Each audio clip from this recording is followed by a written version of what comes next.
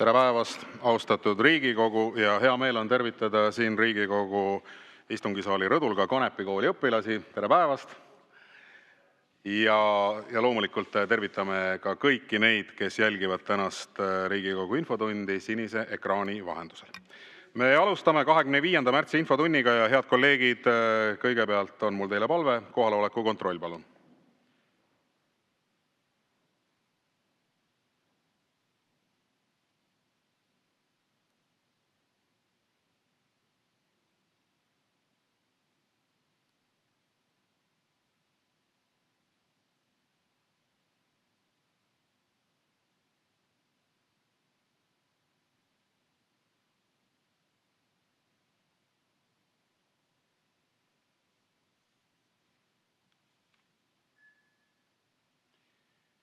Ja kohale on end registreerinud 18 Riigikogu liiget, puudub 83. Tänases Riigikogu infotunnis osalevad järgmised Vabariigi Valitsuse liikmed: peaminister Kristen Michal, energeetika- ja keskkonnaminister Andres Sutt ja justiits- ja digiminister Liisa-Ly Pakosta. Ning kokku on meil täna 11 registreeritud küsimust ning infotunni reeglid on ikka täpselt samasugused nagu ka varasematel kordadel. Riigikogu liige võib registreeruda ainult ühe küsimuse esitamiseks. Küsimuse esitamiseks on aega 2 minutit, vastamiseks 3 minutit.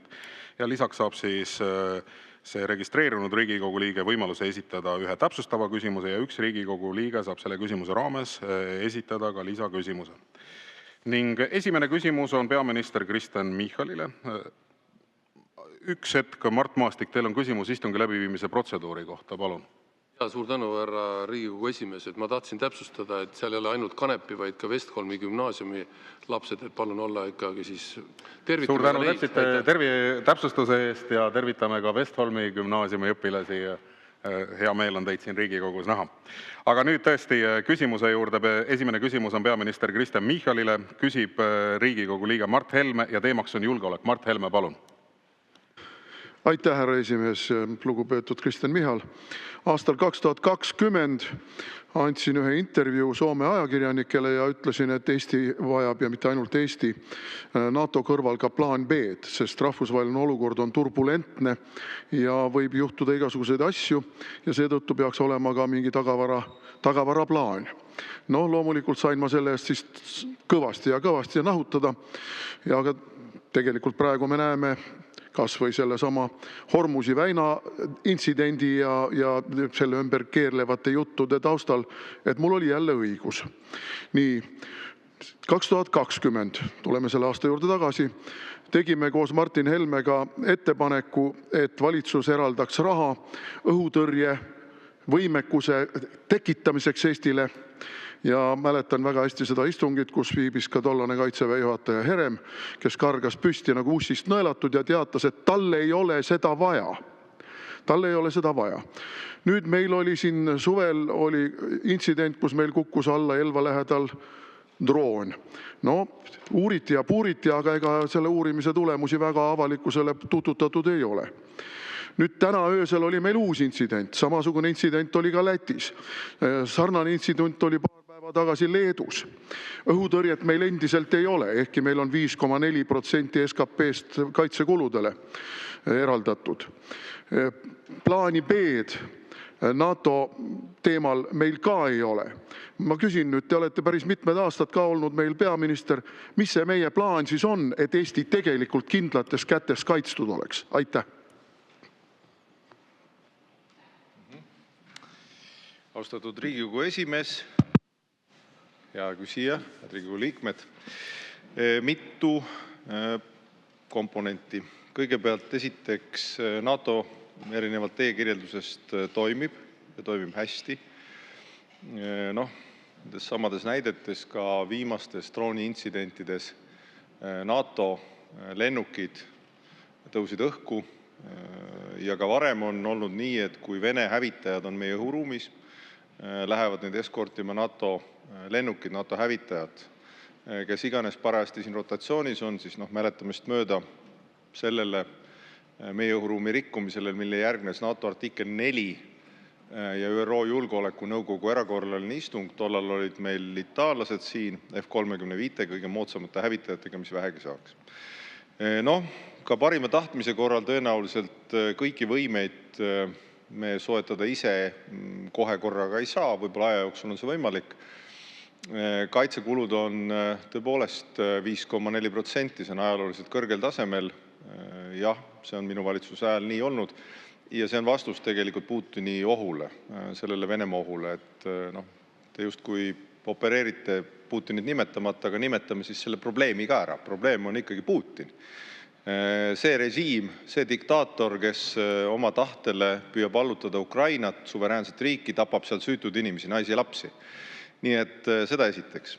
Ja NATO toimib. Teiseks, Euroopas on erinevad sellised koostööformaadid, muuhulgas näiteks NB8, mille eesistuja Eesti on, julgeoleku- ja kaitsepoliitikaga, seal me kooskõlastame ka sellest viimasest drooniintsidendist, vahetasime informatsiooni Põhja- ja Baltimaade juhtidega, samamoodi nagu leedukad ja lätlased vahetasid meiega.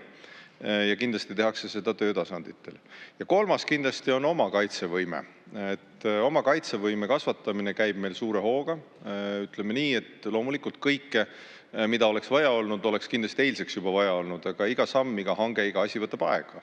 Et ka drooniteadlikkus, erinevad radarid, uued vahendid on hankimisel, osa on hangitud, osa on paigaldamisel ja nii edasi. Nii see töö käib. Nii et seetõttu jah, ma ütlen, et see teie võib-olla selline plaan B on formuleerunud üheks erakonnaks, mille nimi on plaan B, mulle tundub rohkem. Et see on see, mis on võib-olla nagu mulle jäänud mulje, mida teie esindate, eks. Et mina ütleks, et NATO toimib, Euroopas on head suhted, me töötame koos kaitse- ja julgeoleku nimel ja lisaks me panustame väga palju oma kaitsevõimesse, mis annab meie liitlastele ka julgeolekut juurde.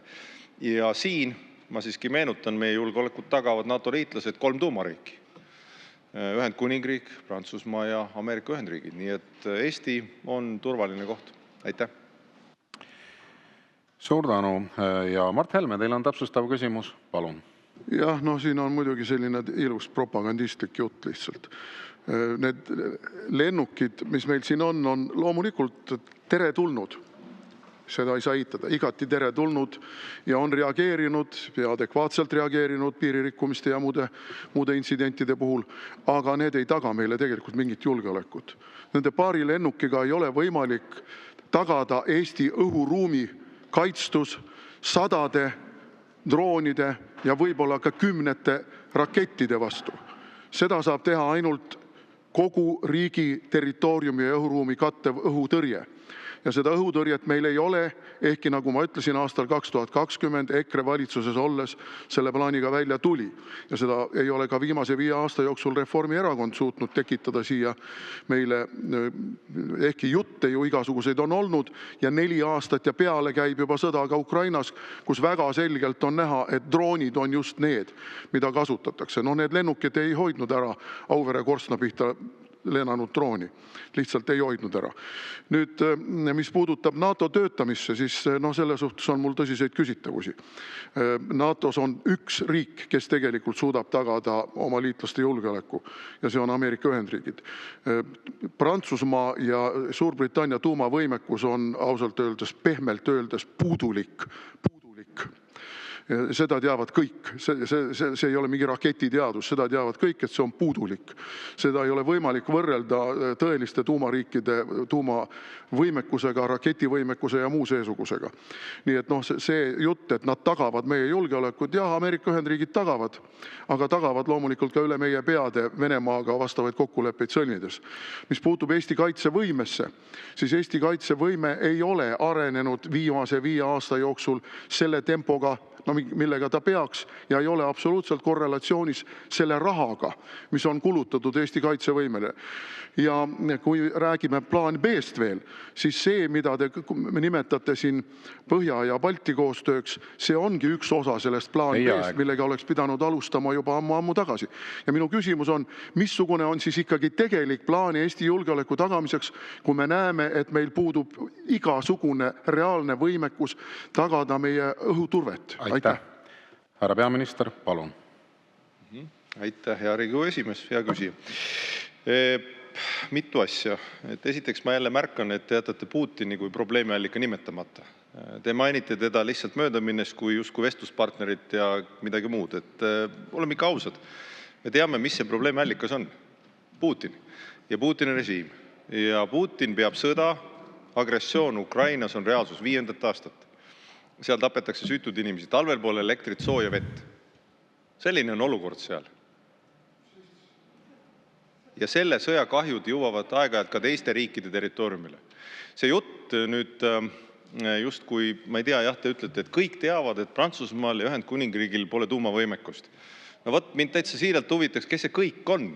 Et ilmselt see kõik on teil kuskil EKRE sõprade klubis, eks ju, et üldiselt ikkagi Emmanuel Macron või Keir Starmer on vähe teisel arvamusel, et nemad neid riike juhivad, EKRE sõprade klubi ilmselt mitte. Nüüd tuleme selle küsimuse enda juurde, et ma saan aru, et teile sobib tekitada paanikat ja ebakindlust. Sõbrad, aga sõda käib 5. aastat. Seda, et sõjakahjud, killud lendavad üle piiride, seda me oleme varem näinud. Kui me tahaks öelda, et seda enam tulevikus ei juhtu, siis selleks tuleb sundida Putinit muutma oma eesmärke. Muul juhul see ei juhtu. Seni, kuni Ukraina peab ennast kaitsma, ta kaitseb ennast. Ja killud lendavad. Midagi teha ei ole. Ja nüüd, mis puudutab Eesti oma julgeoleku tagamist, siis ma kordan üle. NATO toimib väga hästi. NATO on konkreetsed näited. Kui meil oli vaja Vene elektrivõrgust ennast lahti ühendada Balti riikidel, siis suhtlesin mina NATO peasekretäriga, Soome president Alexander Stubb suhtles Mark Rüttega. Pärast seda merel laevad tänaseni muuseas valvavad meie kriitilisi ühendusi. Läänemerel valvavad NATO laevad meie kriitilisi ühendusi. Te ütlete, et see ei toimi. Kui tulevad taevasse Vene lennukid, lähevad vastu NATO lennukid. Need ei ole kellegi teise lennukid. Need lähevad vastu. Ja meie panustame kaitsevõimesse täpselt samamoodi, täpselt selle NATO plaani alusel, täpselt selle plaani alusel, mis on Kaitseväe juhataja plaan. Nii et jah, ma kutsuks teid, nagu ma saan aru, et see on võib-olla oportunistlikult poliitiliselt kasulik kritiseerida oma riiki ja öelda, et seda igal moel maha teha. Aga ärge tehke. Panustage sellesse, pigem panustage sellesse kaitsevõime ja turvatunde loomisesse. Proovige, see ei ole raske. Aitäh! Suur tänu ja lisaküsimuse esitab kolleeg Martin Helme. Palun. Ma ei tea, miks sa lahtisest uksest sisse murrad. Keegi ei vaidlusta seda, et Putin on probleem, julgeolekuprobleem. Me just täna öösel nägime seda. Aga meie küsimus on see, et Eesti valitsus ei ole sellele probleemile adekvaatselt reageerinud. Sa ütled, et kõik võtab aega. No Koruste juhtum oli septembris. Siis me küsisime, kus on droonimüür. No võtab aega. No palju siis aega on läinud mööda? Üle poole aasta on mööda läinud. Midagi paremaks ei ole läinud. Meil on idapiir, Auvere, eks ole, põhimõtteliselt Narva jõe taga, kus me ei suuda tuvastada, kus me ei suuda alla lasta droone. Et palju siis aega läheb vaja? Meil on 5,4% riigikaitsekulu, 2,6 miljardit. Mis me saanud selle eest oleme? Juba mitmendat aastat. Midagi ei ole saanud. Me oleme saanud selle, et meie õhuruumis liiguvad võõrad droonid. Nüüd loomulikult esimesed uudised olid, et see oli Venemaalt tulnud droon, aga me ei tea, see võib olla sama lugu nagu oli Korustega, kus see oli tegelikult Ukraina droon, mis meie õhuruumi kaudu liikus Venemaa suunas, et seal sõjategevust aretada. Sa oled korduvalt öelnud siin parlamendi ees, et meie ei ole ukrainlastele luba andnud oma õhuruumi kasutada Venemaa ründamiseks. No ometi nad teevad seda. Et ometi me ei ole võimelised ka seda takistama. See on probleem. See on probleemi iva. Nüüd NATO-st rääkides mul väga palju aega ei ole, aga Inglismaal, Prantsusmaal ja Saksamaal, 3 kõige suuremat NATO riiki, sinna juurde võib ka Itaalia panna, on vähem sõjalennukeid kui Iisraelil, mis on neist kordades väiksem, eks ole. Kamba peale kokku umbes sama palju. Et selline see pilt on siin. Et minul on ikkagi küsimus, et millal ükskord Reformierakond tunnistab, et nii nagu loosung lugege mu huultelt maksud ei tõuse, samamoodi oli loosung kindlates kätes Eestis lihtsalt valijatele nahaalselt näkku valetamine. Mingit kindlalt kaitstud Eestit ei ole. Seda me nägime täna öösel jälle. Te ei saa hakkama Eesti kaitsmisega. Te võite NATO lennukeid ju appi kutsuda, aga meie oma töö on tegemata ju. Jah, ma ootasingi, aitäh hea küsija, millal see küsimus tuleb. Et küsimus on endiselt, et teeme Eesti riiki oma kaitsevõimet maha. No ärme tee, on minu ettepanek. Et ma võiks lugeda pika loetelu ette sellest, mis meil sellel aastal lisandub õhukaitsesse. Eesti on hankinud üksjagu lühimaahutõrjet. 26. aastal lisandub Poola päritolu Piorun laskmisjääderakette, keskmaahutõrjet. 26. aastal saame esimese keskmaahutõrjesüsteemi. Kaugmaahutõrje on ettevalmistused töös 2030+. Hiiumaal valmib radar, nii edasi. Maavägi saab tulejõudu juurde. 26. aasta lõpuks tarnitakse 6 liikursuurtükki K9, kokku on neid 36 siis. ratastel liikursuurtükid 12 tükki, Caesar 12 tükki olemas, hangime juurde. Raketisuurtükiväe ja suvelöögivõime tugevdamiseks on kohal HIMARS, järgmistel aastatel jätkuvad laskemoonatarned. Lockheed Martin rajab Eestisse suurtükiväe, raketiheitjate HIMARS hoolduskeskuse. Enne jõule Lõuna-Korea tootjatega sõlmiti leping täiendavate suurtükiväe raketiheitjate Chanmu hankimiseks, jätkuvad õhuründemoona tarned, täiendame laskemoona varusid, selle soetuseks eraldatud eelarve aastateks 2025–2029 on 3,4 miljardit eurost. Sellest 2,3 miljardit eurot on juba kohustusteks kaetud. Merevägi, laevastiku uuendamine, moderniseeritakse minijahtijaid. 2026. aastal saab merevägi kätte 2 patrullkaatrit. Hangitud on rannakaitse raketisüsteem, kaasajastatakse mereseire radareid. Nii, Balti või Kaitsevööndi Eesti osa kaitsetööstus. Ma võin selle kõik teile ette lugeda ja see ikka ei veena teid. Ma saan aru, et te lihtsalt tahate öelda sõnumina, et Eesti riik on kaitseta. Ei ole. NATO toimib, esiteks NATO toimib, teiseks meil on head liitlassuhted, kolmandaks me panustame ise tugevalt oma kaitsesse NATO kaitseplaanide alusel ja selle plaani alusel, mida Eesti Kaitseväe juhataja on õigeks pidanud. Toimib. Ja see, et sõjakahjud tulevad üle piiri, ei ole võimalik. Ma saan aru, et võib-olla kuskil laboratooriumis on võimalik konstrueerida selline ettekujutus, et luuakse maast taevani ulatuv piir ja mitte midagi sealt läbi ei tule. Sõbrad, droonidega, isegi õhupallidega on hädas erinevad riigid. Ja see, et teised riigid või kurjategijad kasutavad droone, õhupalle, mida iganes teiste riikide jaoks. Ma siiski meenutan, et samasugused drooniintsidendid on Leedus, Lätis, on olnud erinevate lennuväljade vastaseid drooniintsidente, Taanis on olnud, Belgias on, Saksamaal olnud, isegi Ameerika Ühendriikides, kui lugeda, on suurte sõjaväeosade juures aeg-ajalt droonid lennanud. Et luua endale ettekujutus, et see pole võimalik ja see on läbikukkumine, no kuulge, siis on kogu maakera läbikukkunud selles, et uus tehnoloogia tuleb. Ärge looge endale illusiooni, et meie oleme siin kuidagi ainulaadsed. Me teeme seda, mida me oskame, me panustame väga tõsiselt. Me oleme NATOs tipus. Me oleme tipuriik kaitsesse panustamisel. Ja ometi ikka ärkame hommikul üles ja ütleme, kõik on halvasti, sest me tahame öelda, et valitsus on halb ja Eesti riik on halb. Ärge tehke oma kaitsevõimet ja kaitseväge maha. Aitäh! Aitäh! Sellega lõpetame tänase esimese küsimuse käsitlemise. Enne kui me läheme teise küsimuse juurde, on mul hea meel tervitada siin istungisaali rõdudel ka Holstra kooli õpilasi. Tere päevast! Ja rõõm näha teid siin Riigikogus. Nii, aga liigume edasi. Tänane teine küsimus on peaminister Kristen Michalile. Küsib Riigikogu liige Lauri Laats ja teemaks on kütuse ja toidu hinnad. Lauri Laats, palun! Ja aitäh, lugupeetud Riigikogu esimees, hea peaminister. No ma arvan, et tänase öise intsidendi puhul me peame kõik tegema selleks, et me ei külvaks ühiskonnas paanikat ja see on kõige olulisem. Ja vaatama nagu nii-öelda asjale täpselt sellisel viisil peale, nagu ta on. Ja arvestades ka neid pealkirju, mis on ilmunud ajakirjandus, ma arvan, et nad oleks võinud olla natukene teistmoodi formuleeritud, aga see selleks. Me räägime toimetulekust.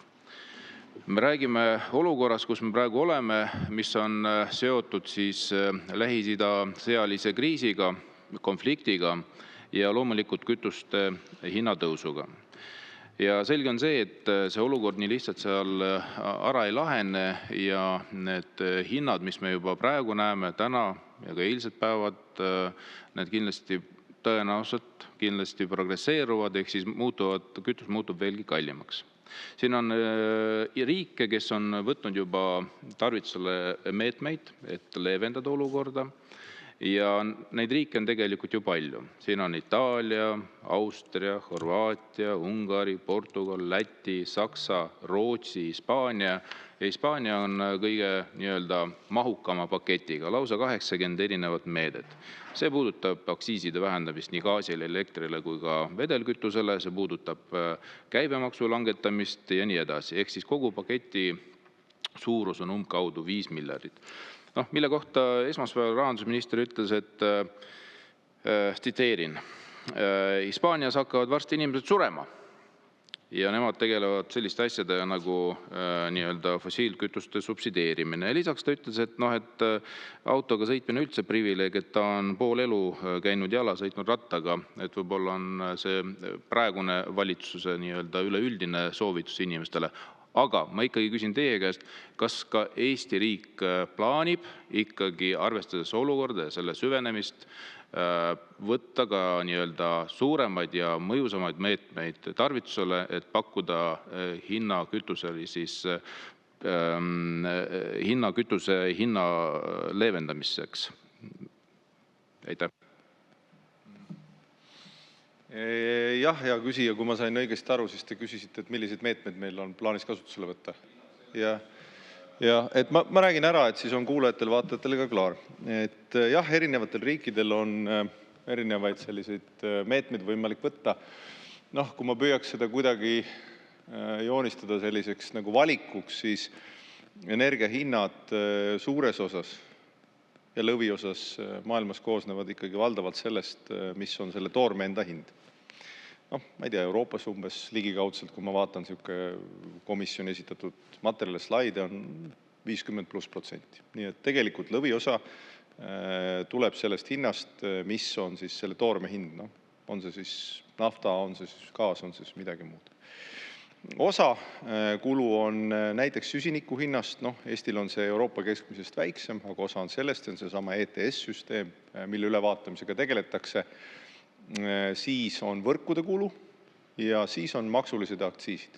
Ütleme niisugust 4 komponenti, kui nii võtta. Nüüd järjest võttes, et maailmaturul hindadega, ütleme, et Eesti tõenäoliselt ei suuda neid väga nagu ulatuslikult mõjutada. Vähemalt seni pole Eestil sellist võimet tekkinud, võib-olla ütleme, kunagi tekib, aga hetkel ei ole. Mis tähendab seda, et me sõltume väga palju sellest, mis toimub Lähis-Idas ja kogu maailm sõltub sellest, mis toimub Lähis-Idas. Isegi maailma suurimad ja võimsamad riigid, kes seal täna toimetavad, sõltuvad sellest, mis toimub Lähis-Idas ja kuidas see konflikt laheneb. Prognoose on erinevaid, hinnanguid on erinevaid, lootus sellele, et toimub deeskalatsioon, hinnad langevad ja pinge langeb, on olemas, aga täna pole kellelgi kindla teadmist. Seda esiteks. See on üks pool. Teiseks ETS-süsteem. ETS-süsteemi ülevaatamine Euroopas käib. ETS2 alguses vist oli 4 riiki, ma võin siin numbriga eksida, kui ma õigesti mäletan, meie nende hulgas. Tegime ettepaneku ETS2 süsteemi edasi lükata, mille bürokraatlik mõju tema heitme vähendamisega seoses oleks olnud väga suur. Ehk see bürokraatlik mõju oleks suur olnud ja heitme vähendamine väike. See lükati edasi. Nii et seal me oma mõju saime. Nüüd ETS1 soov on meie ettevõtjatel ja majandusel, et see süsteem oleks etteaimatavam, vähem volatiilne. Ka sellega komisjon tegeleb, tuleb oma ettepanekutega juuniks välja. Viimasel ülemkogul käisime üle. Võrkudesse investeerime pidevalt. Võrkude jaoks oleme siingi erinevaid reegleid vastu võtnud, muuhulgas alates sellest, et võrgud oleks vaba sellistest fantoomliitumistest kuni selleni, et võrgud oleks toimekindlad. Ja maksulise poole pealt nüüd oleme otsustanud ära jätta aktsiisitõusu, mille mõju on 40 miljonit eurot. See ei ole väike, eriti arvestades, et eelarve on -4,5% miinuses. Ja sel nädalal teeme veel ühe otsuse, aga sellest ma räägin pärast. Suur tänu, lugupeetud peaminister. Ja lisaküsimuse esitab Peeter Ernits, palun. Hea juhataja, auväärt valitseja. Et me siin rääkisime rahaminister Ligiga hiljuti samadel teemadel. Ja Jürgen Ligi nagu ütles otse välja, et jah, et kõige vaesemad inimesed niikuinii autoga ei sõida, aga enamiku Eesti inimeste ostujõud on tegelikult kasvanud bensiinijaamas. Et kas te kinnitate rahandusminister Ligi hinnangut, et tegelikult on eestlaste ostujõud autokütuse ostmisel tegelikult kasvanud kõigele sellele Hormuzi väina ja muule ebakindlusele vaatamata? Aitäh! Jah, aitäh, hea küsija. Ma nüüd täpselt ei tea, mida rahandusminister siin ütles vastates küsimustele, aga tõepoolest erinevad energiatulu ja finantsanalüütikud on toonud seda küll välja, jah, et võrdlusena just ma olen näinud sotsiaalmeedias seda levivat, et ilmselt sellele viitas, aga ma võin täiesti eksida, sest ma ei tea täpselt, mida ta ütles. Et keskmise palga ostujõud suhtena kütuseliitritesse on tõesti kasvanud, et ilmselt sellele on viidatud, aga eks ma pärast vaatan või küsin, mis öeldi. Aitäh! Suur tänu ja Lauri Laats esitab nüüd oma täpsustava küsimuse, palun. Jaa, aitäh. No ma arvan, et mu küsimus oli üpriski konkreetne, aga me saime jälle teada, et kui palju ja kuhu ja mismoodi investeeritakse võrkudesse ja kõik nii edasi. Ja saime ka teada, et see maksutõus, mis puudutab aktsiisimaksu tõusu 1. maist, see jätakse ära ja seda me parasjagu menetleme. Aga kas ka tuleb midagi lisaks? Noh, te lubasite nüüd ka veelgi täpsustada ja loodame, et see täpsustus on positiivselt võtmes. Aga räägime ka käibemaksu langetamisest toiduainetele. Et siin oli ka Soomes üpriski positiivne uudis, kus Soome panga analüütik ütles tegelikult risti vastupidist sellele, mida olete teie rääkinud ja mida on rääkinud ka Jürgen Ligi, et käibemaksu langetamine ei jõua toiduainete hindadesse. Soome näide on vastupidine, et on jõudnud ja on vastupidi ära märgitud, et see on olnud väga positiivne meede ja seos sellega on ka toiduhinnad langenud. Et kas te ikkagi ei arva, et praeguse olukorras, kus me näeme selgelt, et sisendhinnad kasvavad, eriti mis puudutab kütust, see otseselt peegeldub varsti kõikides teenustes, kaasa arvatud ka toodetes ja toiduainetes, need lähevad kallimaks. Et kui te ei plaani nagu selles osas meetmeid võtta, et langetada kütuse siis makse, kas on mõistlik ikka rääkida ka toiduainete käibemaksu langetamist, kuna tegelikult me oleme vist ainult 2 riiki on Euroopas, kus on ühtne käibemaksumäär, Taani ja Eesti. Teistes Euroopa riikides on ammu juba kehtivad erandid ja osad riigid on teinud ka lähiajal otsuseid. Soome näide on olnud vastavalt panga analüütikule pigem väga positiivne. Et kuidas ikkagi praegune meie valitsus suhtub sellesse? Aitäh! Jaa, aitäh, hea küsija. Jaa, ma lubasin teile tõesti lisada, mis me veel teeme. Et ehk sellest 4, kui teile jäi meelde, mis võiksid olla energiakomponendid peamised või üldiselt nagu suures plaanis, kindlasti neid saab detailideks võtta, siis Varude Keskus ühena, me oleme siis Rahvusvahelise Energiaagentuuri sellises solidaarsusaktsioonis osalemas.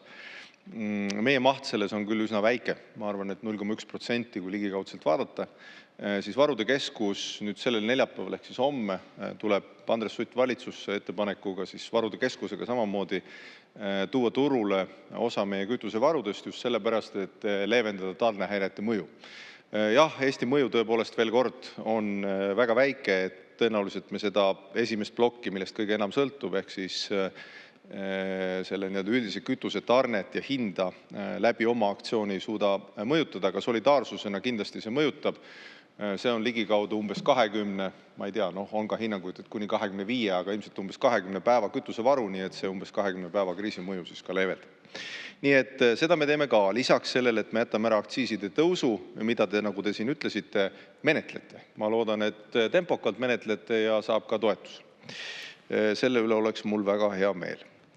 Nüüd tulles selle käibemaksu debati juurde, me oleme seda päris palju ju pidanud ja te siin tsiteerite, ma võin ka tsiteerida erinevaid, me kogume aeg-ajalt infot juurde, siis saame üksteisele tsiteerida erinevaid asju. Näiteks minule meeldib Rahvusringhäälingut tsiteerida AK-s, kus näiteks Valio tegevdirektor ütles 23. märtsil, et näiteks piimatööstused ei ole hinnatõuse teinud aasta aega kindlasti. Samas Eesti ja sellises Euroopa ametlikus statistikas on nii juust või täispiim novembris 25 oluliselt kallimad kui juulis 25. Et toormehind pole kasvanud, aga hinnad ikka kasvavad, eks. Või siis näiteks Lidl on selline poekett, maailmas väga suur. Selle juht, Baltikumi juht ütles otse, et toiduainete käibemaksu langetusest on vähe kasu, et see ei jõua lõpuks tarbijani ja enam jaolt kaob tarneahelasse ära. No vot, et nüüd me jälle saame siis siin praktikute mõtteid vahetada, et ma kardan, et Lidl Baltikumi juht on adekvaatne ekspert selles küsimuses, eriti kui vaadata, kui tugevalt nad konkureerivad ja just hinnaga turul. Nüüd erinevad statistikat veel. Euroopa Liidu statistika kohaselt oli 24. aastal toiduainete hinnad, meil on selle aasta andmed, Eestiga võrreldes kallimad näiteks nendes riikides, Luksemburg, kus on toidualkoholi vähendatud käibemaksumäär 3%, Iirimaal, seal on põhitoidu käibemaksumäär 0% ja seal on kallim meist. Maltas põhitoit 0, Austrias toidukaupadel 10%, Prantsusmaal 5,5% ja endiselt meist kallim ja Soomes. Nii et kahjuks see väide, et käibemaksu alandamine tagaks soodsama hinna, praktikas ei käi. Teie aeg. Aitäh! Aitäh! Ja sellega lõpetame tänase teise küsimuse käsitlemise. Tänane kolmas küsimus on energeetika- ja keskkonnaminister Andres Sutile. Küsib Riigikogu liige Tiit Maran ja teemaks on metsaseadus. Tiit Maran, palun. Jaa, aitäh, auväärt juhataja. Aitäh, minister Sutt, vastamast. Andres Sutt. Minu küsimus puudutab metsaseaduse muutmise eelnõud ja nagu ma olen aru saanud, praegu ministeeriumis käib kiire töö selle valitsusse toomiseks ja siis ka Riigikokku saatmiseks. Et me siin räägime seaduse muudatustest, mis teeb tegelikult väga põhimõttelisi muudatusi meie metsade haldamise põhimõtetes, mis tegelikult moodustab pool meie maismaast. Ja paraku pole midagi teha, need väga põhilised muudatused on tehtud ilma väljatöötamiskavatsustega, mis tegelikult on väga kaugel heast seadusloomest, aga see selleks. Justiitsminister kooskõlastas eelnõu 19. veebruaril, kuigi seal esitatud on väga tõsised märkused, mis oleks võinud vabalt olla ka selle eelnõu tagasilükkamise aluseks, aga nii see on. Mida Justiitsministeerium välja tõi, oli nimelt see, et vajadus on ära defineerida mõiste, mis asi on majandusmets, ja lisaks tahtis ta kangesti teada, et kuidas on jõutud siis sellise kuumalise protsendini, mis moodustab enam kui 2/3 Eesti metsadest majandusmetsadeks, ja kas ja millised uuringud on selleks teostatud ja miks kõik see on nii eelnõusse kirja pandud. Ja minu küsimus on, kas eelnõu tekstis, ma pean sellest, mis on juba korra käinud läbi kaasamise, tehakse veel muudatusi ja kas majandusmetsa mõiste saab tähenduse nii, nagu Justiitsministeerium seda on nõudnud. See, milliseks kujuneb majandusmetsa mõiste ja selle sisu, on väga olulise tähendusega meie metsade haldamisele, see pole tehniline detail. Ja nii sisulised lisandused, muudatused eeldavad vähemalt õigusriigis kooskõlastamist. Ma pean silmas sisulist, mitte sellist 1-2-päevalist janti, nagu aeg-ajalt on. Ja küsimus on, et kas see seadus läheb veel kord kooskõlastusringile. Aitäh! Ja aitäh, hea küsija. Metsa ja looduse teemad on kaalukad, nad on olnud üsna, ma ütleksin siis, intensiivselt ja vahest ka emotsionaalselt väideldud. Ja kui te nüüd küsisite, et miks just 70, aga mitte mingi muu protsent, et me võime pidada pikki arutelusid selle üle, kas see protsent on natuke ühele või natuke teisele poole. Aga see põhiloogika, miks me oleme pakkunud seda 70%, on hästi lihtne. Selle 70%-ga me fikseerime olemasoleva olukorra. Ka praegu on suurusjärk 70% metsast majandatav ja 30% metsast on siis kas range kaitse all või on piiranguvöönd, kus mingid tegevused on lubatud, aga ei ole päris piirangute vaba.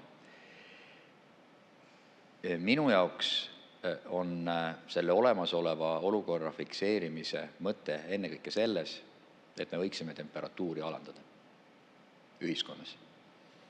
Me oleme selle teema võtnud emotsionaalselt arutada, aga ma arvan, et kõik vajaksid korraks rahulikku hingetõmbe aega, et selle väljakujunenud tasakaalupunktiga, jällegi me võime debateerida selle üle, kas see tasakaalupunkt on nagu õiges või vales kohas, aga et võtaks nagu mõneks ajaks selle arutelu maha ja tuleme siis kas 5 aasta pärast või varem, kui Riigikogul selline soov on, selle teema juurde tagasi ja kui vaja seda punkti on nihutada, seda saab ju alati teha.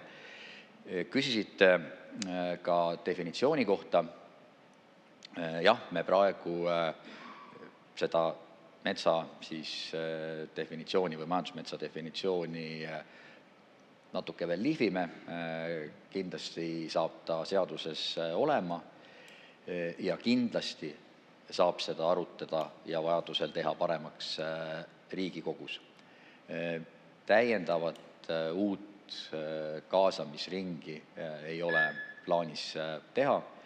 Ma arvan, Riigikogu saal, vähemalt minu siis 7-aastase kogemuse põhjal, on piisav selleks, et neid küsimusi arutada. Ja selle seaduse siis Riigikogus arutamise ja vastuvõtmisega ei ole mingit pidi tulitakus. Et seda saab siin rahulikult arutada, teha kaasamisi nendes komisjonides, kus see on vajalik ja saada need asjad ilusti paika. Aitäh! Suur tänu ja Tiit Maran, teil on täpsustav küsimus, palun. Aitäh, härra peaminister, ma pean tunnistama, et teie käsitlus nüüd õigusriigist, peaminister, aga härra minister, on väga erinev õigusriigist, kui minul on. Väga vabandan, aga nii ta on. Aga lähme edasi. Minule teadaolevalt praegu ministeeriumi suletud ringis kaalutakse ka teisi muudatusi seadusesse sisseviimisel. Näiteks üks selline säte, et omavalitsused oma planeeringuprotsessis, kui see peaks kaasa tooma piiranguid nii-öelda majandusmetsades, peavad need kompenseerima. Kui see nii on, siis see tähendab ju planeeringuprotsessi muutmist põhialusteni. Ja küsin uuesti, et kas sellised uued muudatused, ma eeldan, et need on veelgi rohkem, tuuakse siis tõesti parlamenti ilma korraliku kaasamisprotsessita. Ma pean silmas normaalset kaasamisprotsessi. Sellisega, mis on kooskõlas õigusriigi põhimõtetega. Kas te teete põhjaliku kooskõlastusringi või ei tee? Aitäh! Aitäh, lugupeetud energeetika- ja keskkonnaminister, palun! Jaa, aitäh! Vastan hea meelega oma praeguses rollis. Mina ei tea, et ühtegi seadust oleks salaja vastu võetud. Ja nii nagu ma ennem ütlesin, annab Riigikogu töökord piisava aja selleks, et nende teemade üle ja kõikide teiste teemade üle, mis seal eelnõus on, arutleda.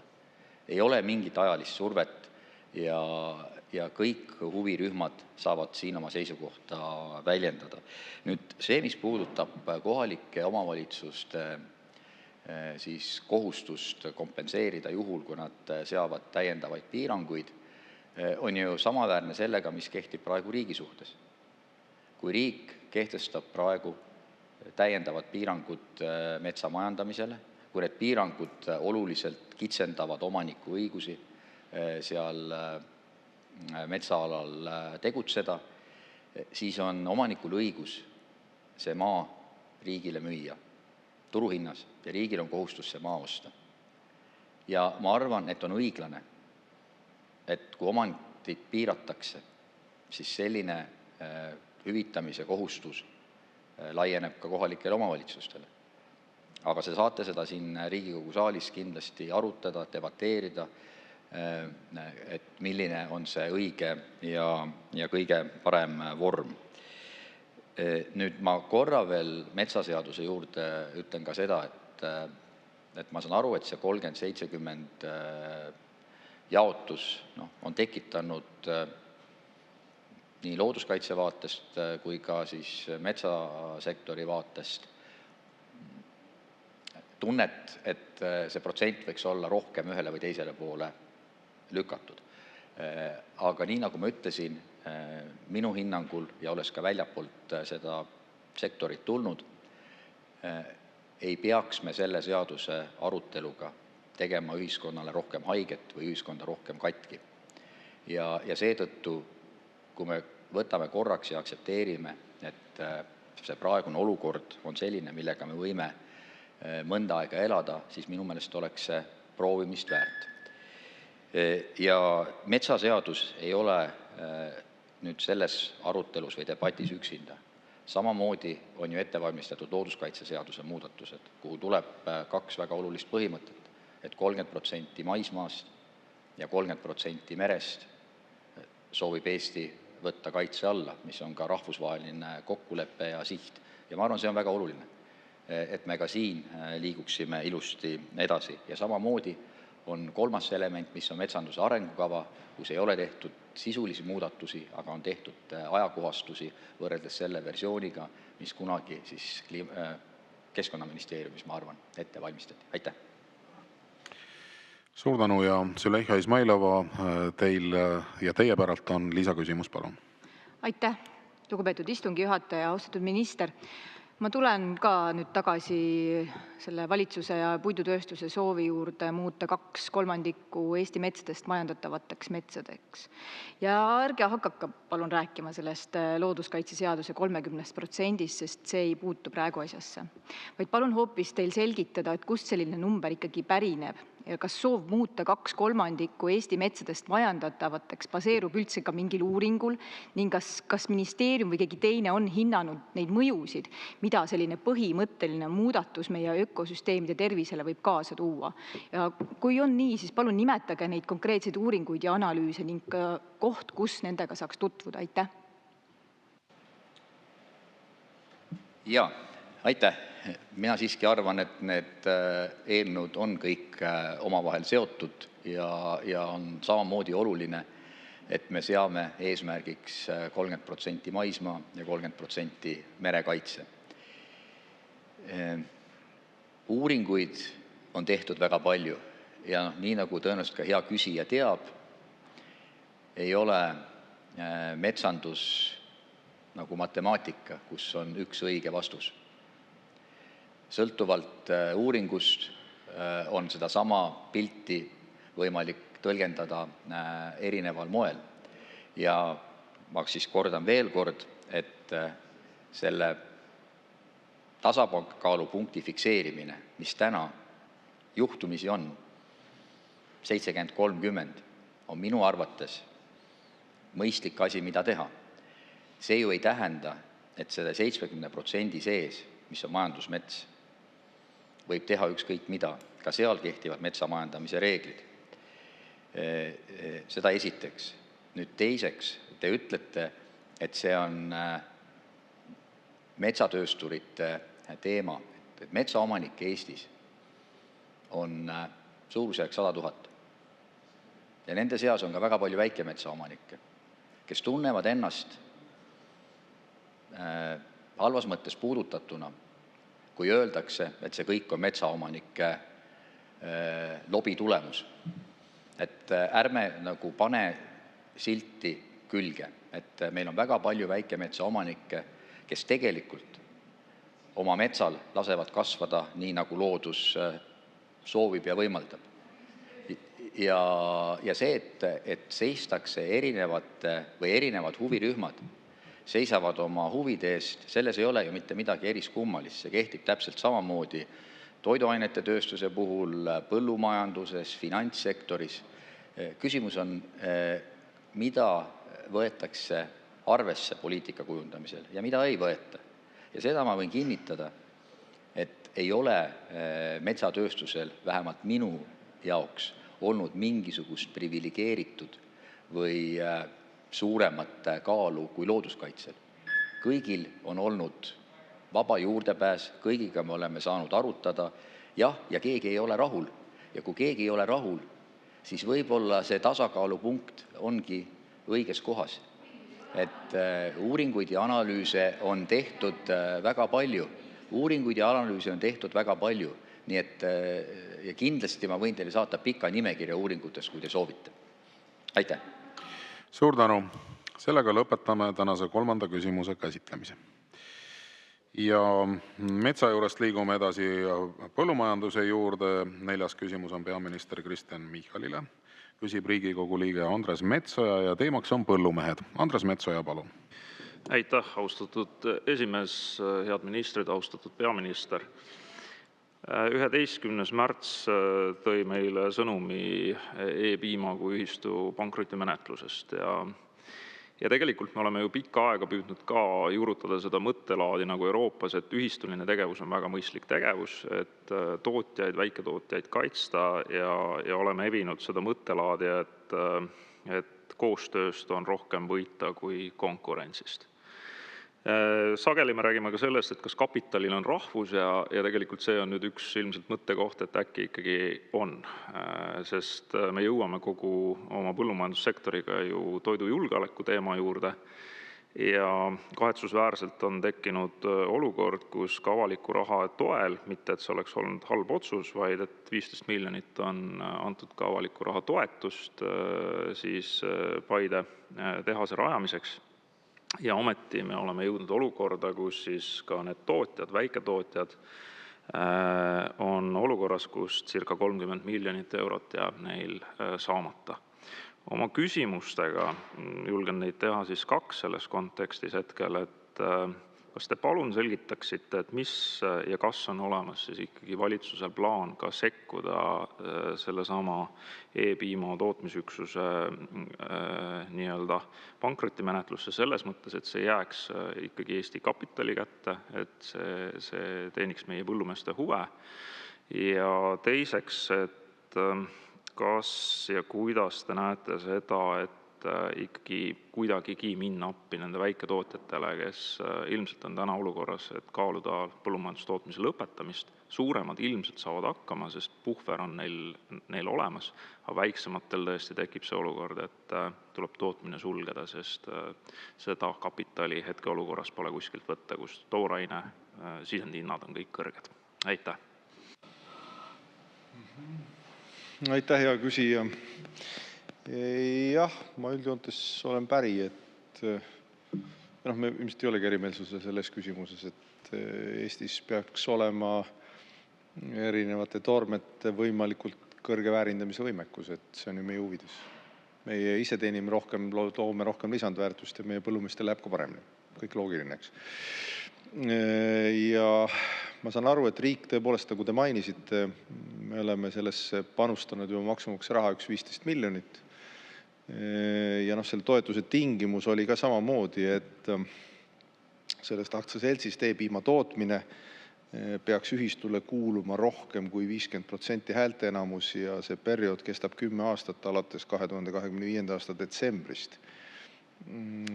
Selle tehase mõju sektorile on märkimisväärne, ta on Eesti suurim juustutootja. Ja ütleme nii, et ega siis riigi vaatest on hästi oluline ja ma arvan, et see langeb kokku väga põllumeeste huvidega, et E-piima tehas jätkaks tööd ka pankroti ajal ja need võlad siis saaksid lahendatud ka uue omaniku poolt. Et see on kõik üldiselt, ma arvan, ühine huvi on sama. Nüüd pankrotis seisu või aktsiaseltsi seisu on mul siit peaministrina nagu keeruline kommenteerida, et pankrotimenetlus on omaette menetlus, et olen ise kohtunud põllumeeste esindajatega, ettevõtjatega, ka Põllumajandus-Kaubanduskojaga viimati, kui nad minu juures käisid, me arutasime just teist teemat, see, mis puudutab põllumajanduse rahastamist Euroopa Liidu eelarvest ja kõigest muust ja seal ma sain kinnitada, et nad võivad sellega arvestada, et Eesti riik seisab nende eest. Aga E-piima puhul nad pigem andsid sellise positiivse tagasiside, et see, mida Regionaal- ja Põllumajandusministeerium ja ka MKM teevad, et aidata sellel tööstusel tootmisel jääda Eestisse, Eesti omanike kätte, on nende hinnangul positiivne, seda hinnati positiivselt. Aga millised need täpsed sammud nüüd on ja kuidas edasi läheb, ilmselt see nii-öelda protsess veidi määrab, et ma saan aru, et vähemalt avalik info on see, et 6. aprillil on nüüd see võlaosaldajate üldkoosolek, kus siis otsustatakse erinevad protsessid ja nii edasi, aga ma saan aru, et Eesti ettevõtjad, erinevad põllumajandusettevõtjad, Eesti kapitalistid on ka kõik väljendanud huvi selle tehase vastu, et mõneti on ma ei tea, kas mul siin peaministrina sobib seda kommenteerida, aga vist on läinud nii, et kuidas öelda, et ärimudelites olnud vastuolu ei ole õnnestunud seal tehases endas ära lahendada, ja ütleme nii, et teise riigi osanik võib-olla on oodanud midagi muud kui meie oma põllumehed sellest. Nii et eks me siis riigi poolt nii palju kui on võimalik peame aitama, et see jääks Eestisse ja toodaks seda lisandväärtust, mida meie põllumeestel vaja. Aitäh! Suur tänu ja Andres Metsoja, teil on täpsustav küsimus, palun. Ja aitäh, see täpsustav küsimus tuleb nüüd kütuse valdkonnast ja sellest teie viitest, et homme on tulemas uudis Varude Keskuse poolt siis hea kolleegi Andres Suti sõnade läbi, et võtta kasutusele osa kütusevarust.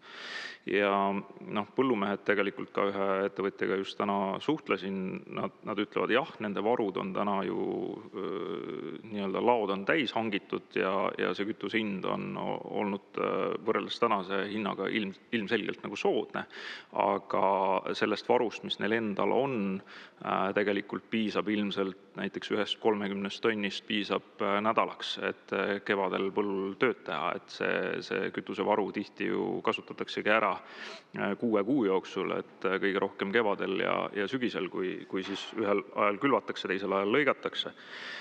Ja minu küsimus tüüribki tegelikult sinna, et toidujulgeolek on üks osa meie julgeolekust, et kas on kaalutud ka seda lähenemisnurka, et me kuuleme laiast maailmast juba näiteks Austraaliast, kus öeldakse, et teatud tegevusi põllumehed ei asugi tegema, sellepärast et on kütusekriis.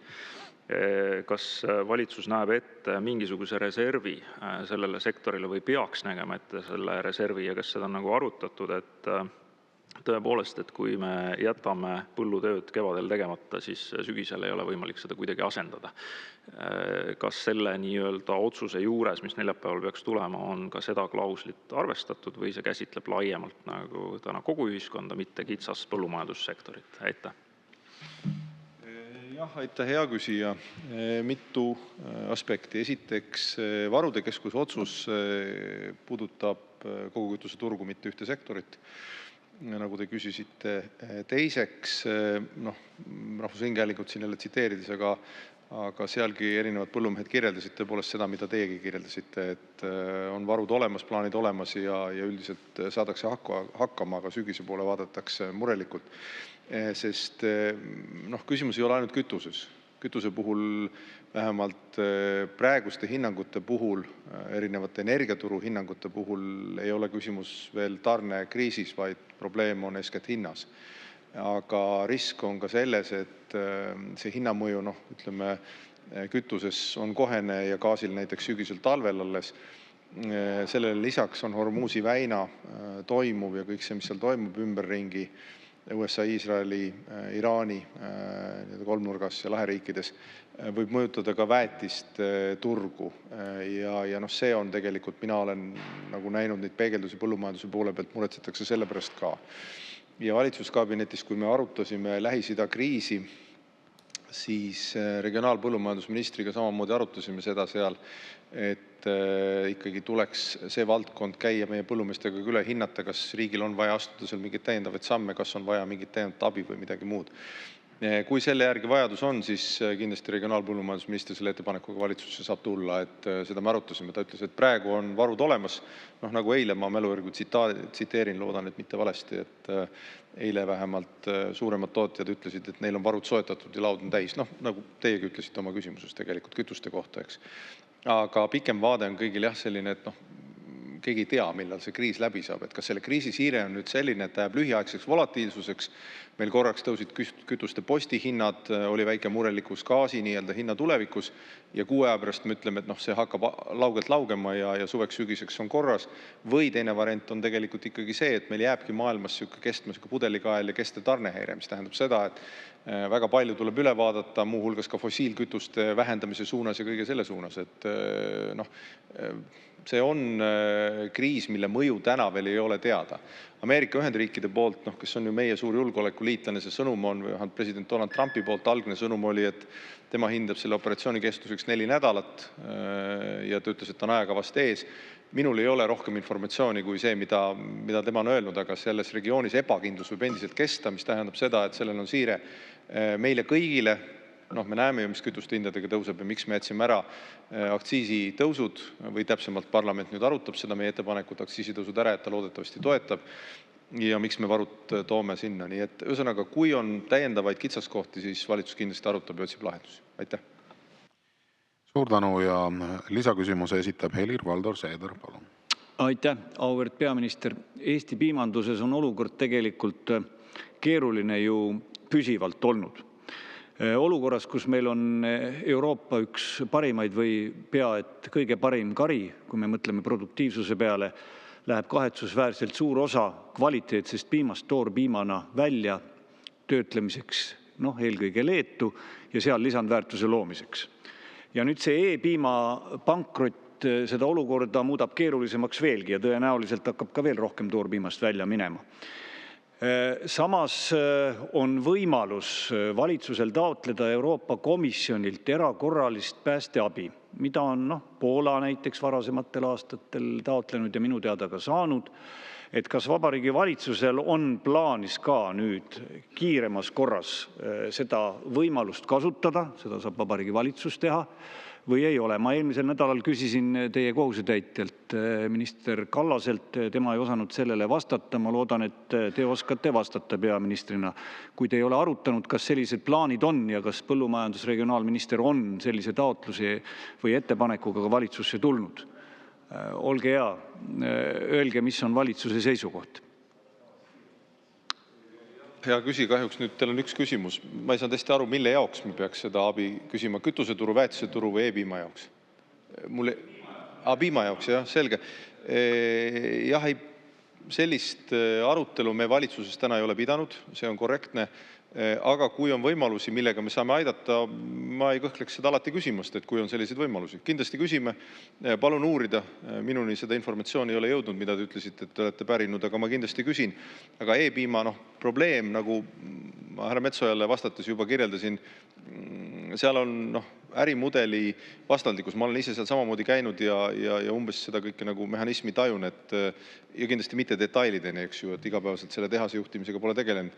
Aga seal on nii mudelis endas on vastuolu sees, eks ju, kus need, kes sinna müüvad, tegelikult tahaksid soodsat hinda, olles selle ühistu liikmed, kes tahaks jälle selle ühistu pealt teenida, ja siis seal on välisinvestor, kelle huvi on olnud hoopis midagi muud, ja selle tulemus ongi olnud see segadus, nii et ja pankrot. Aga loodetavasti, ütleme, et on mis olnud, eesmärk peaks olema ikkagi, et Eesti nii-öelda põllumehed saavad sellest kasu ja seal on tootmine, mis maksab lõpuks oma arved ära ja tegeleb lisanduva väärindamisega. Nii et ma saan aru, et Eesti erinevad suured põllumajandusgrupid ja ettevõtjad on oma huviga näidanud juba selle protsessi käigus selle tööstuse ülevõtmise vastu. Aitäh! Suur tänu ja sellega lõpetame tänase 4. küsimuse käsitlemise. Liigume edasi. Tänane 5. küsimus on energeetika- ja keskkonnaminister Andres Sutile. Küsib Riigikogu liige Aleksandr Tšaplõgin ja teemaks on energiakriis. Aleksandr Tšaplõgin, palun. Aitäh, lugupeetud minister. Sel aastal oleme juba üle elanud 2 energiakriisi. Esimene oli seotud külma talvega, mis põhjustas elektrihindade järsu tõusu. Tekib küsimus, mis on meie energeetikas valesti, kui elektrihinnad sõltuvad ilmast.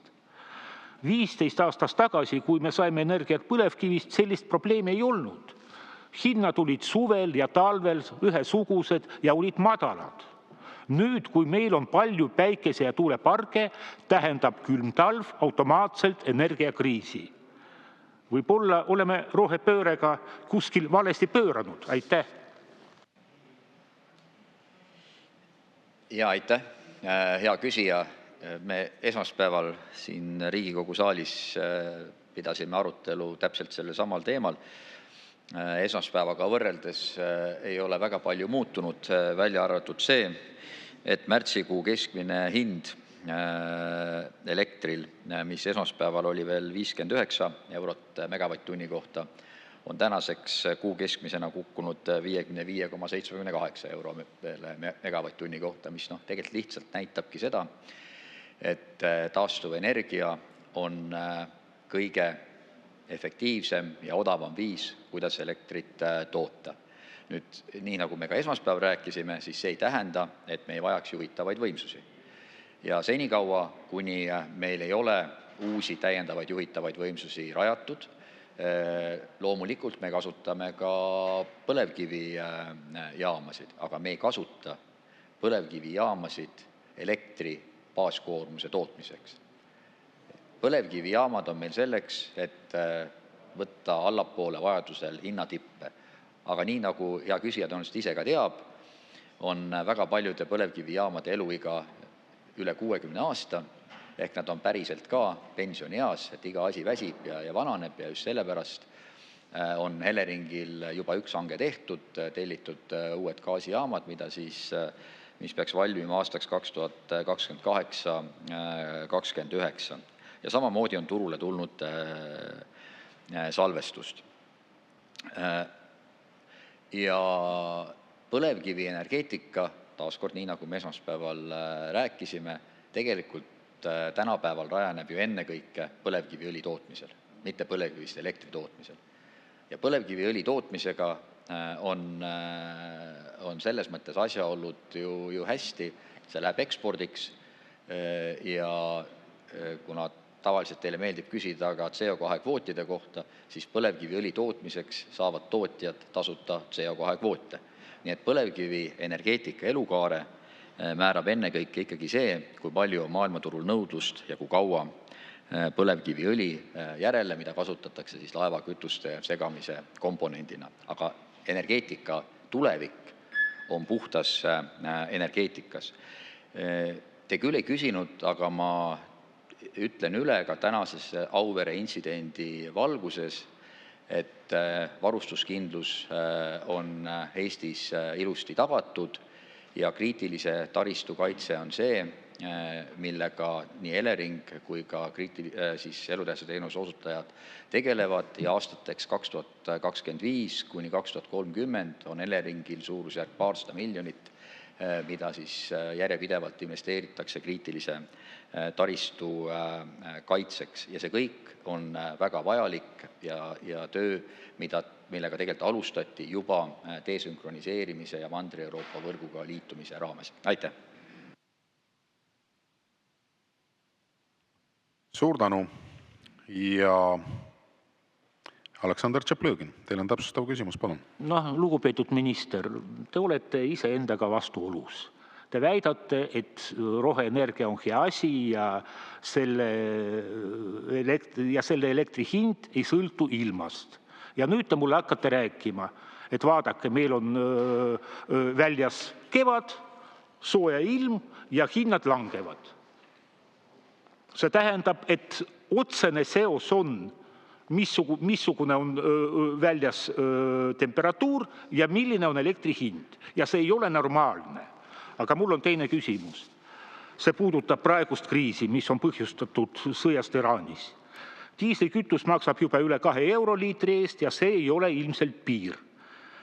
Nendes tingimustes näiteks Hispaania vähendab kütusemaksu poole võrra ja tühistab aktsiisid, mis võimaldab langetada hinda umbes 40 senti võrra liitri kohta.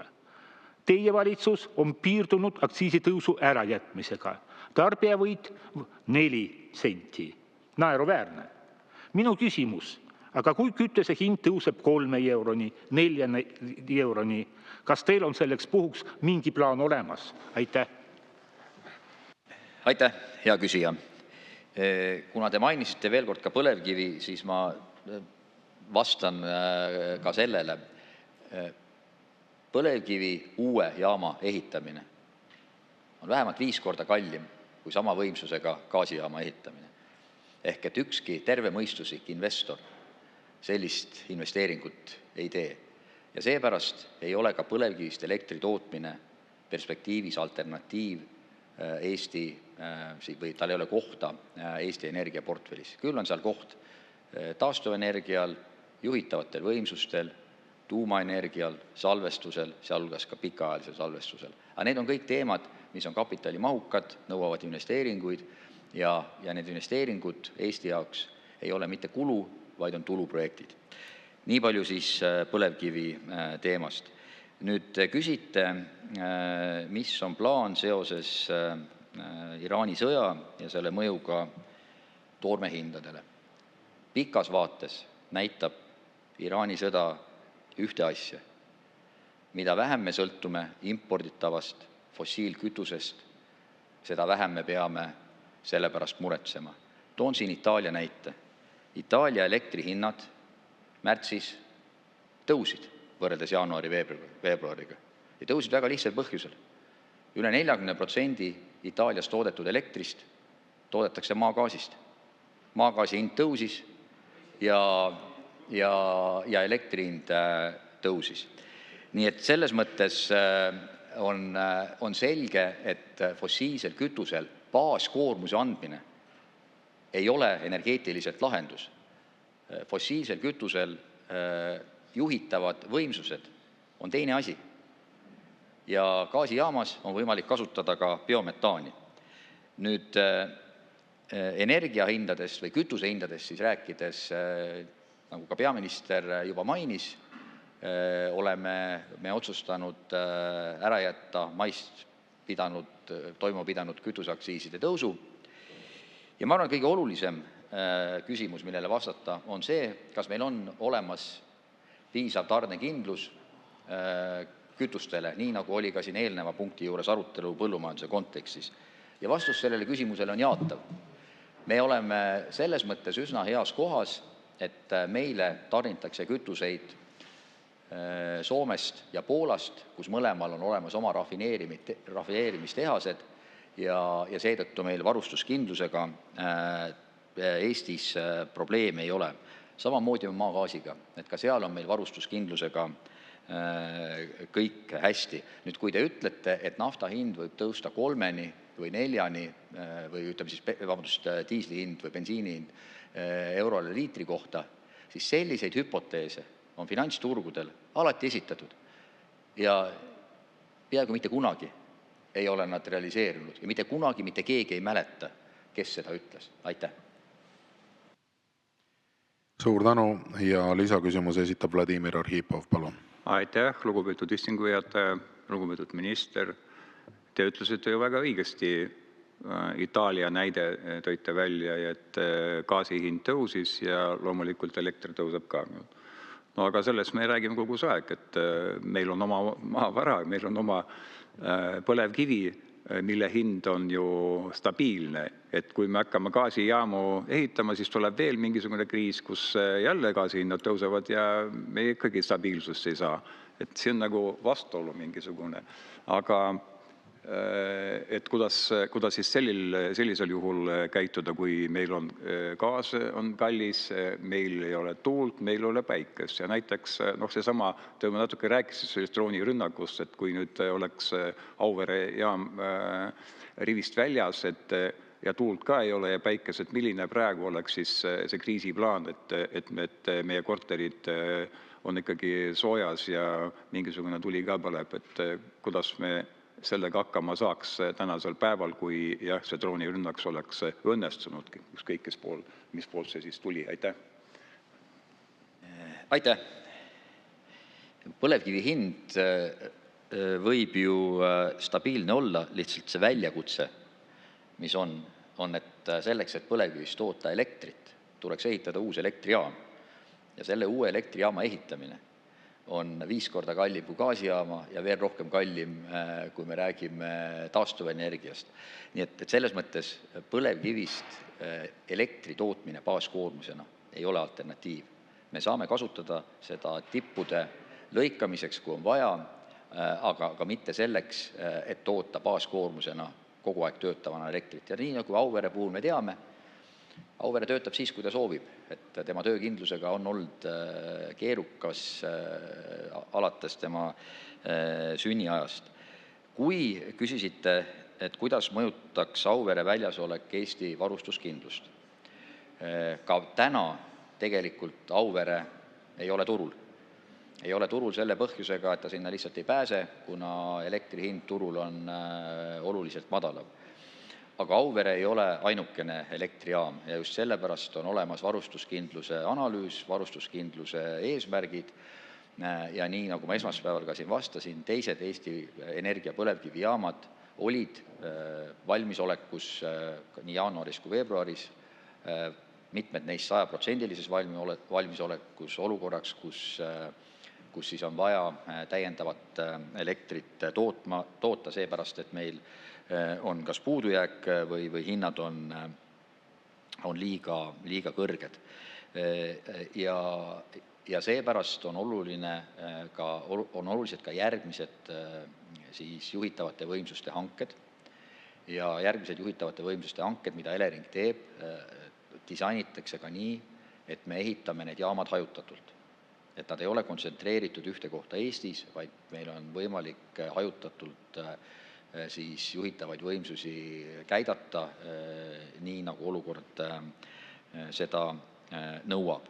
Ja baaskoormuse jaoks tuleviku vaates on kindlasti kõige töökindlam lahendus tuumajaam.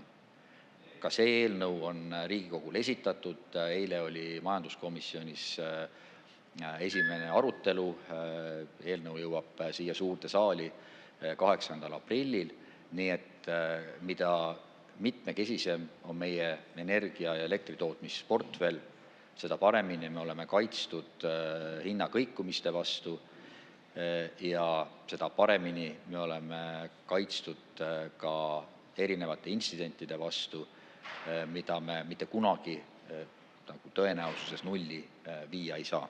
Aitäh! Suur tänu, sellega lõpetame tänase 5. küsimuse käsitlemise. Liigume edasi, tänane 6. küsimus on peaminister Kristen Michalile. Küsib Riigikogu liige Helmen Kütt ja teemaks, kuidas tulla toime elukallidusega. Helmen Kütt, palun. Suur tänu, austatud eesistuja, lugupeetud peaminister. 11. märtsil infotunnis küsisin teilt, mida valitsus plaanib välispoliitilisest olukorrast tulenevalt tekkinud siis kütusehinna tõusu ja sellest tuleneva ka elukalliduse osas ette võtta. Ja te tõesti vastasite, et 12. märtsil valitsus koguneb, et arutada, millised on võimalused ja ühe variantina pakkusite ka välja, et tõenäoliselt aktsiisitõusud, mis planeeritud maiks, et jäävad ära ja tuleb tunnustada ja tunnistada, et see, mida tehti, valitsus otsustas, need aktsiisitõusud jäävad ära, aga see oli vähim, mida üldse teha sai, aga tubli töö. Nüüd minu küsimus puudutab seda, et me näeme, et see olukord on väga ebastabiilne, me ei tea, kui kaua see kestab. Erinevad riigid, Euroopa Liidu riigid on võtnud ette aruteluks, milliseid meetmeid oma inimeste elukalliduse osas veel rakendada. Ja küsimus puudutab, et kas valitsus plaanib midagi veel teha selleks, et elukallidus ei tekitaks sellise olukorra, kus palju inimesi satub hätta. Kas sellest on arutatud, kas te plaanite seda arutada, sest on osad riigid võtnud ka lühiajalise, näiteks 4-kuulise otsuse teatud kas hindade langetamisel, aktsiiside vähendamisel millelgi või toetuste tõusul, et mida Eesti valitsus plaanib selles olukorras teha? Aitäh! Aitäh, hea küsija, et siin võib-olla oli nagu mitu nüanssi või mitu küsimust, ma püüan neile jõudumööda vastata. Aitäh tunnustuse eest aktsiisitõusude ärajätmise ettepaneku eest, et loodetavasti parlament menetleb selle siis tempokalt ära ja kõik poliitilised jõud seda ka toetavad. Et kui te ütlete, et see on vähim, ma võin kinnitada, et see ei ole vähe. Et 40 miljonit riigieelarvest olukorras, kus riigieelarve on nii või teisiti 4,5% miinuses ehk maksimum miinuses, ei ole kuidagi lihtne ega kerge otsus. Eriti arvestades, et meie eesmärk on siiski meie ühist rahakotti ehk riigieelarvet pigem tasakaalu poole suunata, kui on võimalik. Ja see peab olema võimalik. Ja põhjus, miks 4,5% meil on miinust, on ju suhteliselt klaar, eks ju, et maksame pensione, sotsiaalkulutusi, haridust, kõike muud, aga selle lisaks on väga kiiresti kasvanud ka kaitsekulutust. Just seesama, kus me nüüd jõuame selle juurde, mida te küsisite, et kuidas hinnata seda Lähis-Ida kriisi mõju ja kuidas see võib mõjutada. Tal kindlasti on erinevad mõjud, nagu me oleme arutanud siin, et ükski prognoosija täna ei oma väga head ülevaadet. Et mina saan lähtuda ehk sellest, et kui tegemist on meie julgeolekuliitlase Ameerika Ühendriikide või Iisraeli ühisoperatsiooniga, siis president Trump on öelnud, et tema hinnang on, et see on 4 nädalat, aga kas see on 4 nädalat ja mida see tähendab tegelikult seda, et kui see on Ameerika Ühendriikidele 4 nädalat, et kas see tähendab seda, et Iraan selles regioonis jätkab endiselt ebakindluse loomist. Nende sõnumid ju tegelikult ka erinevate laheriikide suunas ja mööname, et nad on ka rünnanud laheriike, eks ju. Laheriikidel on õnneks võimekus seda tõrjuda. On ikkagi olnud sellised, et tehakse pudelikaelaks või praktiliselt pannakse kinni Hormuzi väin. Ka teistel meredel astutakse nii palju samme, kui on see nende omas võimuses. Lisaks Iraani puhul on teada, et tänaseks siis hukkunud või meie hulgast lahkunud režiimi juhid toetasid terrorismi üle maailma ja lisaks oli nende soov ka luua endale sõjaline tuumavõimekus, et tuumarelv hankida, nii et ma ei alahindaks ühtegi nii-öelda võimalikku arengupotentsiaali seal. Ja meile see tõenäoliselt tuleb eeskätt siia just läbi selle, mida me näeme igapäeva tarbimises, ehk siis kütuste hinnad. Kas kütuste hinnad jäävad kõrgeks, kui seal peaks deeskalatsioon toimuma? Tõenäoline ennustus, ilmselt kõige inimesinev ennustus on see, et kui seal deeskalatsioon toimub, siis pärast seda kütuse hinnad hakkavad laugelt langema, sellepärast et riskipreemia arvutatakse sealt seest välja. Gaasihindade puhul, mis meile nüüd siirdena on just eeskätt varude hankimisel sügisel, järgmisel sügisel ja talvel, on samamoodi küsimus, et milliseks jäävad gaasihinnad, sest osad tootmisvõimsused on ka pihta saanud. Nii et kindlasti tuleb järgida energiaturul toimuvat, kindlasti tuleb järgida põllumajanduses toimuvat, et kui on vaja samme astuda ja sellepärast me just aktsiisitõusu ära jätsime, et vähendada hinnatõusu edasikandumist meie inimestele. Aitäh! Suur tänu! Helmen Kütt, teil on täpsustav küsimus, palun. Ja suur aitäh, austatud eesistuja, lugupeetud peaminister, aitäh vastuse eest. Mul oli küll plaan või küsimuses ka see, et kas valitsus plaanib veel olukorda siis vastavalt arutada seda teemat, aga küllap ta siis jätkuvalt vastavalt olukorrale võtab ka otsuseid järgmisi vastu. Aga mu küsimus, mida ma ühel korral infotunnis ka olen puudutanud, et tõepoolest valitsusvastutus on kahel erakonnal ja teised 4, kes on täna opositsioonis, aga siin saalis esindatud ka parlamendiliikmed ja erakonnad, kannavad vastutust oma valijate ja üldse Eesti Vabariigi toimetuleku eest. Et kas te olete plaaninud, tol korral ma küsisin, et võtta kokku kõikide fraktsioonide juhid sellisele ümarlauale ja arutada seda teemat, Rahandusministeeriumi esindajad ja rääkida koos, sest see vastutus, valitsusvastutus kahel erakonnal ei ole kindlasti selline, mida üksi peab nii kandma, et sellises olukorras, kus elukallidus tõuseb, toimetulek raskeneb inimestel, on ju kõigil nagu õigus või põhjus kaasa rääkida ja mitte ainult siin saalis, vaid kas te olete plaaninud, et valitsusse kokku kutsuda fraktsioonide juhid ja sellel teemal ühiselt arutada? Aitäh! Aitäh! Kõigepealt jah, selle eelmise küsimuse puhul tõepoolest, et ma arvan, teil on õigus, et vastavalt situatsiooni muutumisele, olukorra hinnangule me kindlasti koguneme ja arutame, et see on ju loogiline, valitsus kindlasti teeb oma tööplaanide alusel tegevusi, aga ta ka reageerib aktuaalsetele sündmustele, nagu antud juhul on näha ja nagu ma mainisin, et lisaks sellele, et aktsiisitõusud ära jätsime, et see ei kanduks hindadesse edasi, et vähendada hinnatõusu mõju inimestele, sellele lisaks on homme siis ka valitsuses varude keskuse varude, strateegiliste kütusevarude kasutusele võtmine, milles me küll maailma suurimad ei ole, pigem üsna väike killukene kogu sellest suurest varust.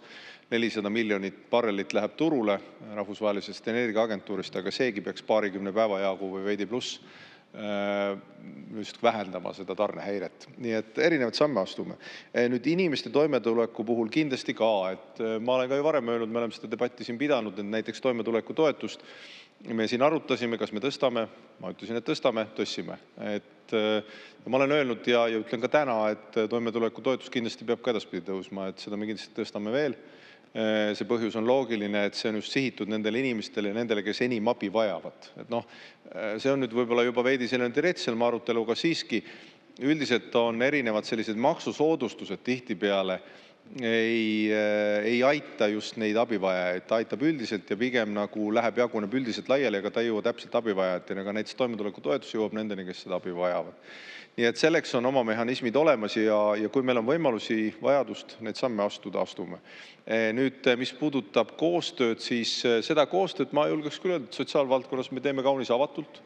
Erinevates formaatides, komisjoni tasandil, fraktsioonide tasandil me ju suhtleme pidevalt ja kui on asjalikke häid ettepanekuid, me oleme alati avatud ja kuulama, et ega siis üldiselt tihtipeale nende, oleme siiski omavahel ka ausad, eks ju, et tihti nende ettepanekute baas on see, eks ju, et erinevad erakonnad sõltuvalt positsioonist, kus nad parajasti on, kas opositsioonis või koalitsioonis, teevad neid ettepanekuid heldemalt tihtipeale ja arvestamata sellest, millises seisus on riigieelarve. Ma siiski mainiks ära, et selle aasta alguses jaanuarist, mis on läinud ju kuidagi nii, et keegi pole märganudki, meil oli ajaloo suurim maksulangetus.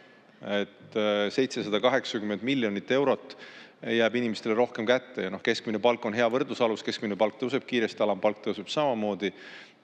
Seal on inimesel sisuliselt nüüd aastas üks kuupalk praktiliselt tänu sellele rohkem. Ma saan aru, et keskmine palk ei ole orientiir kõigi jaoks, on palju, kes on allapool, mediaanpalk on sealt allpool, nii edasi.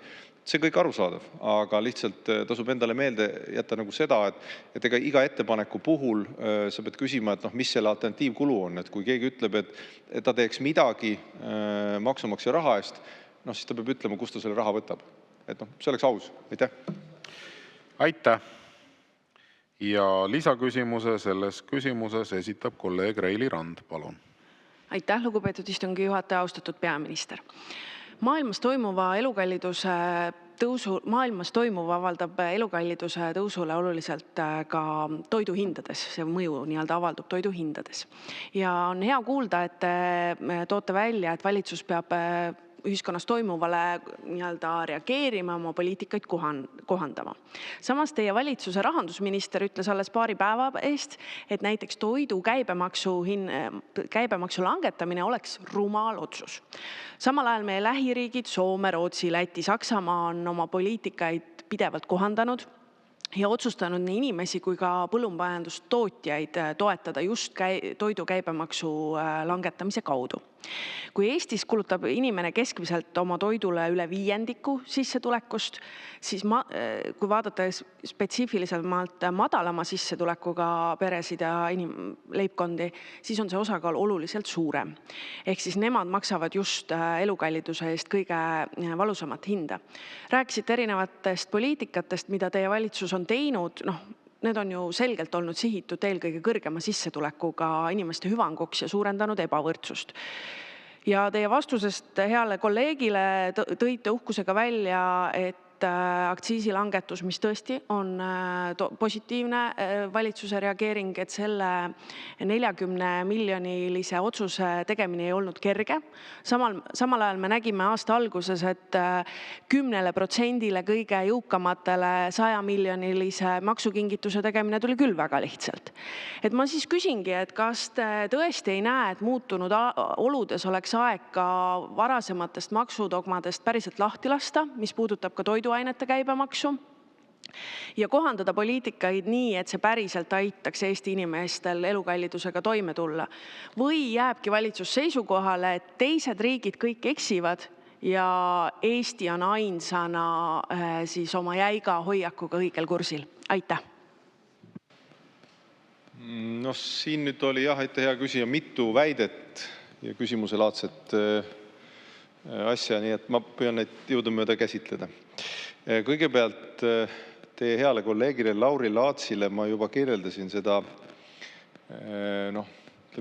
seni avastamata puuduvat korrelatsiooni käibemaksu ja toiduhindade vahel väga lihtsalt, sest sama on ka näiteks Eesti Panga ökonomist Rasmus Kattai on kirjeldanud, et eri riikide andmete vahel on näha, et toiduainete käibemaksumäär toiduhindadel ei ole selget seost, et madalam käibemaksumäär ei tähenda alati riikide võrdluses madalamaid toiduhindu.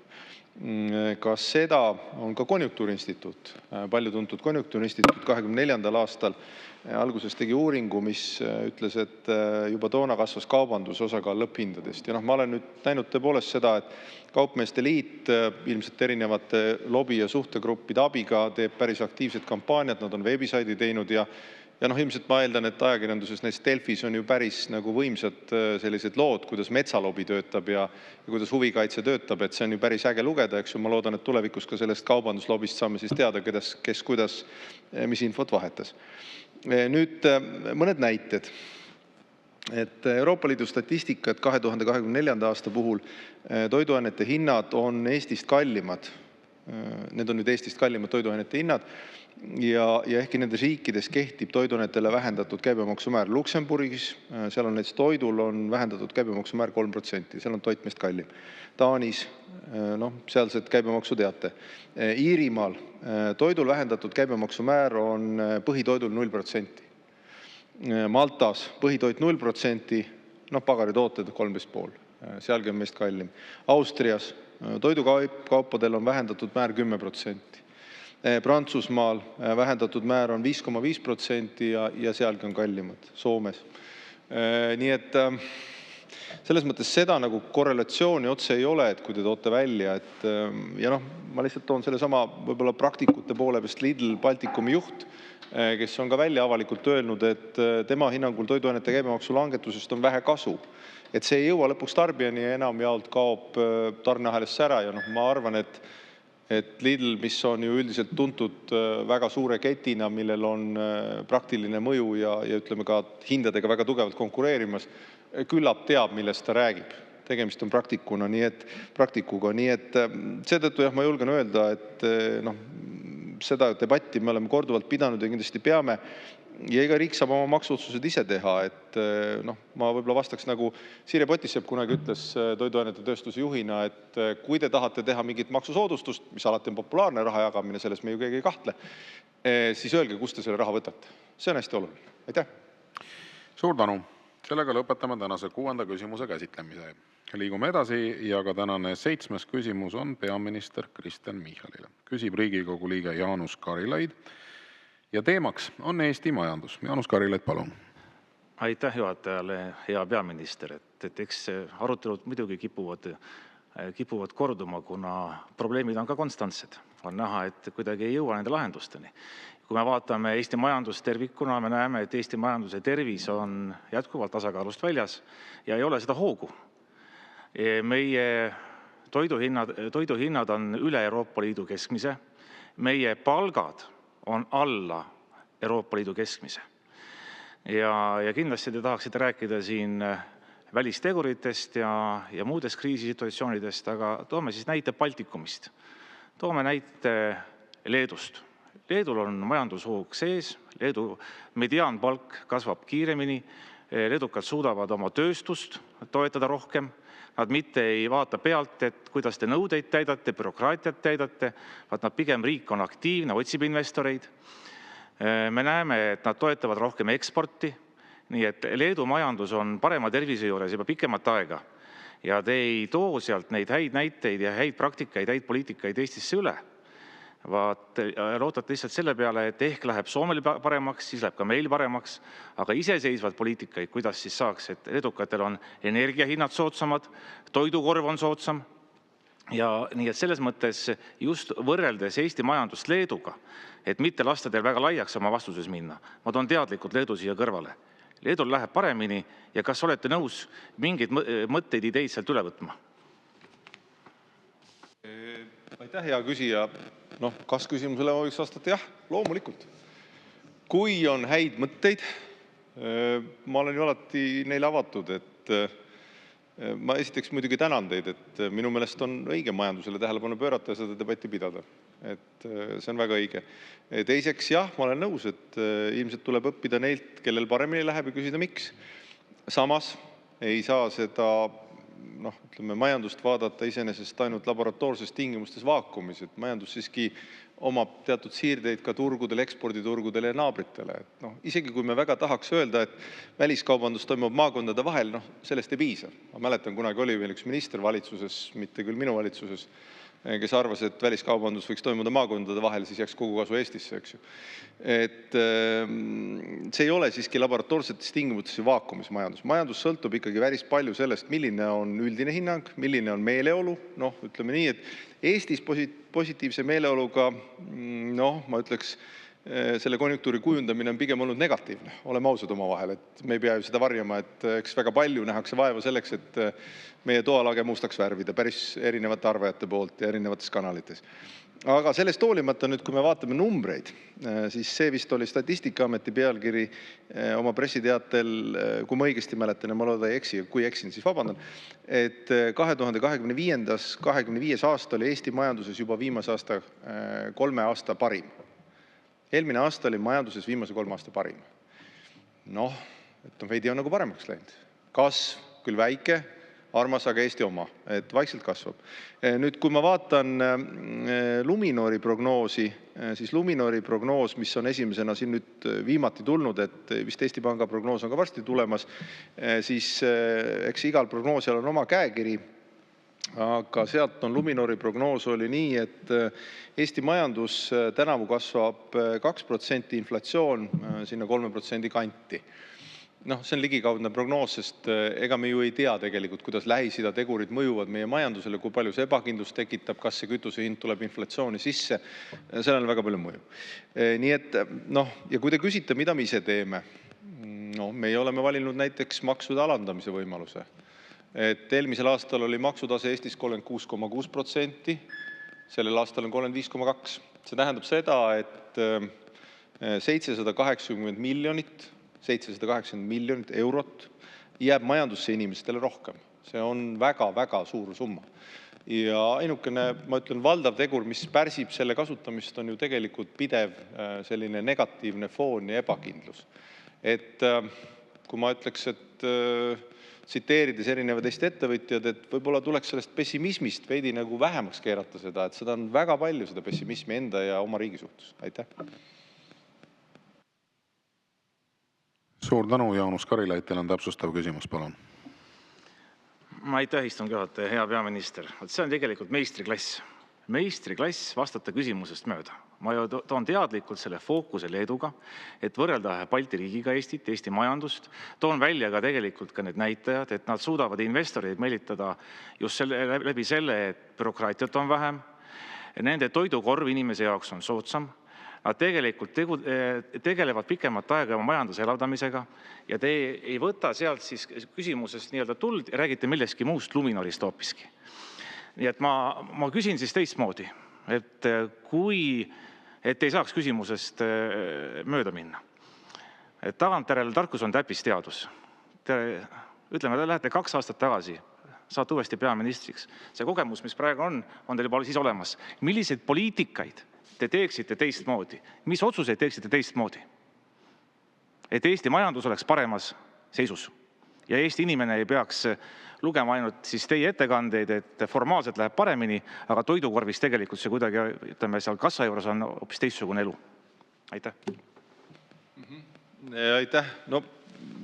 Opositsiooni meistriklass ja ma lootsin hea küsija sellel nii ei jõua, eks on alati see kurta, et kuidas ta ei saanud vastust küsimusele, mis oli kas-küsimus. Ma vastasin jah. Kas-küsimusele vastasin jah.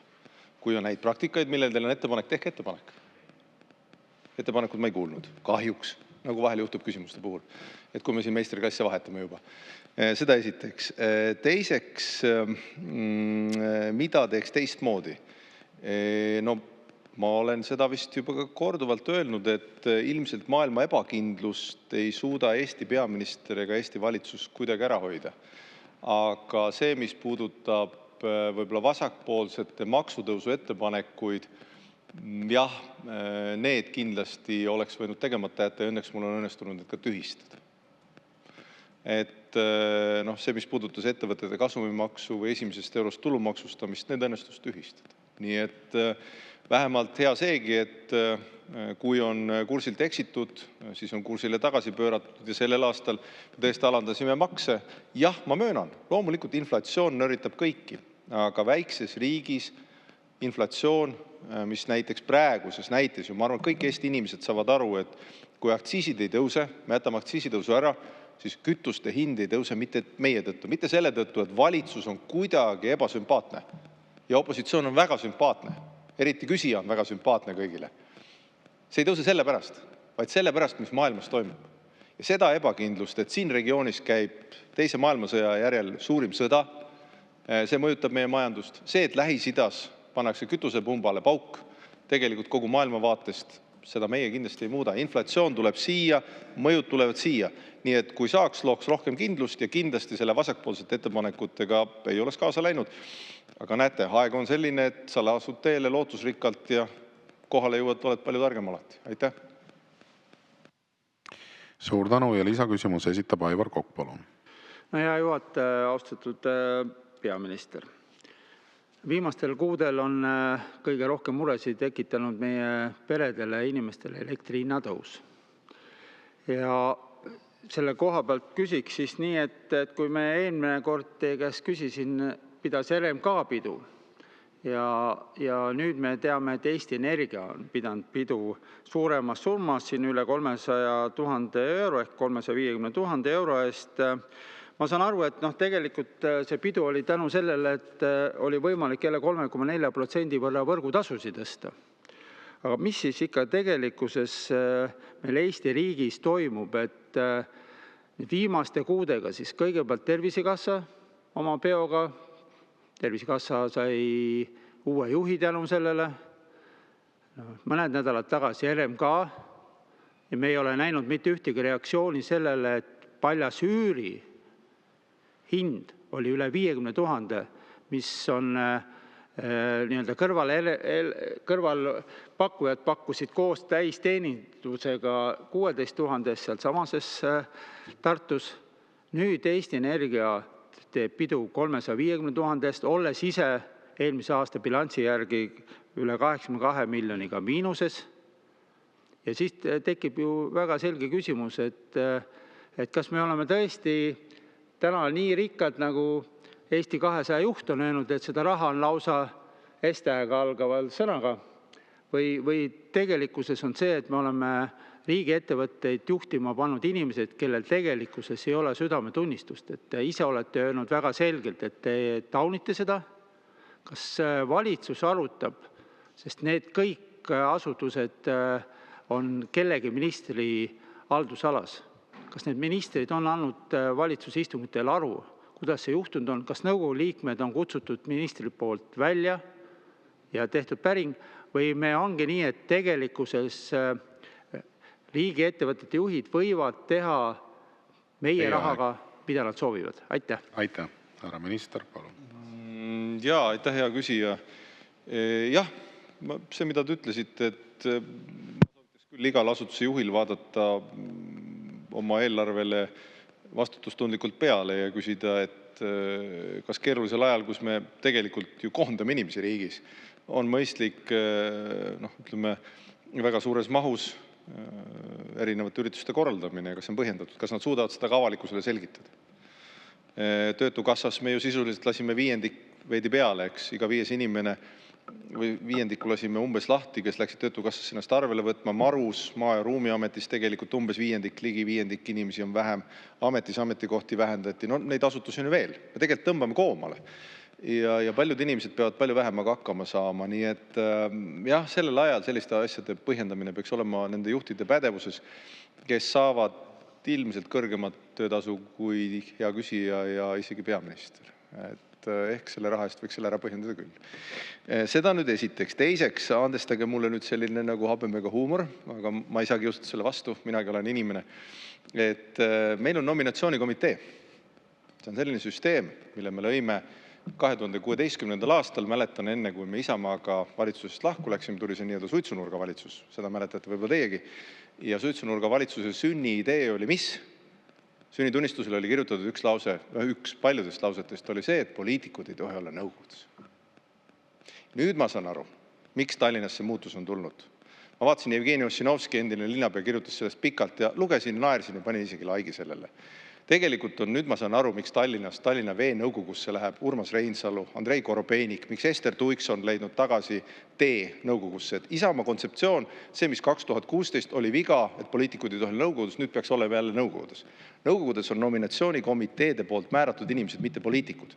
Nemad peavad ettevõtte juhtimisega tegelema ja nemad peavad seda kirjeldama. Välja arvatud seaduse alusel, aga seadused on parlamendi teha ja siin debateerida. Nii et nüüd ma saan aru sellest, aga te ise panite selle palli mulle jalale ja ma ei saanud seda vastamata jätta. Aitäh! Suur tänu! Sellega lõpetame tänase 7. küsimuse käsitlemise. Liigume edasi. Tänane 8. küsimus on peaminister Kristen Michalile. Küsib Riigikogu liige Anastassia Kovalenko-Kõlvart ja teemaks on sõltumatud majandusuuringud. Anastassia Kovalenko-Kõlvart, palun! Ja, aitäh, austatud peaminister. Esiteks ma tuletan meelde, et eelmises nelikliidus oli rekordarv poliitikuid nõukogudes Tallinnas, aga see selleks. Räägime sõltumatutest majandusuuringutest.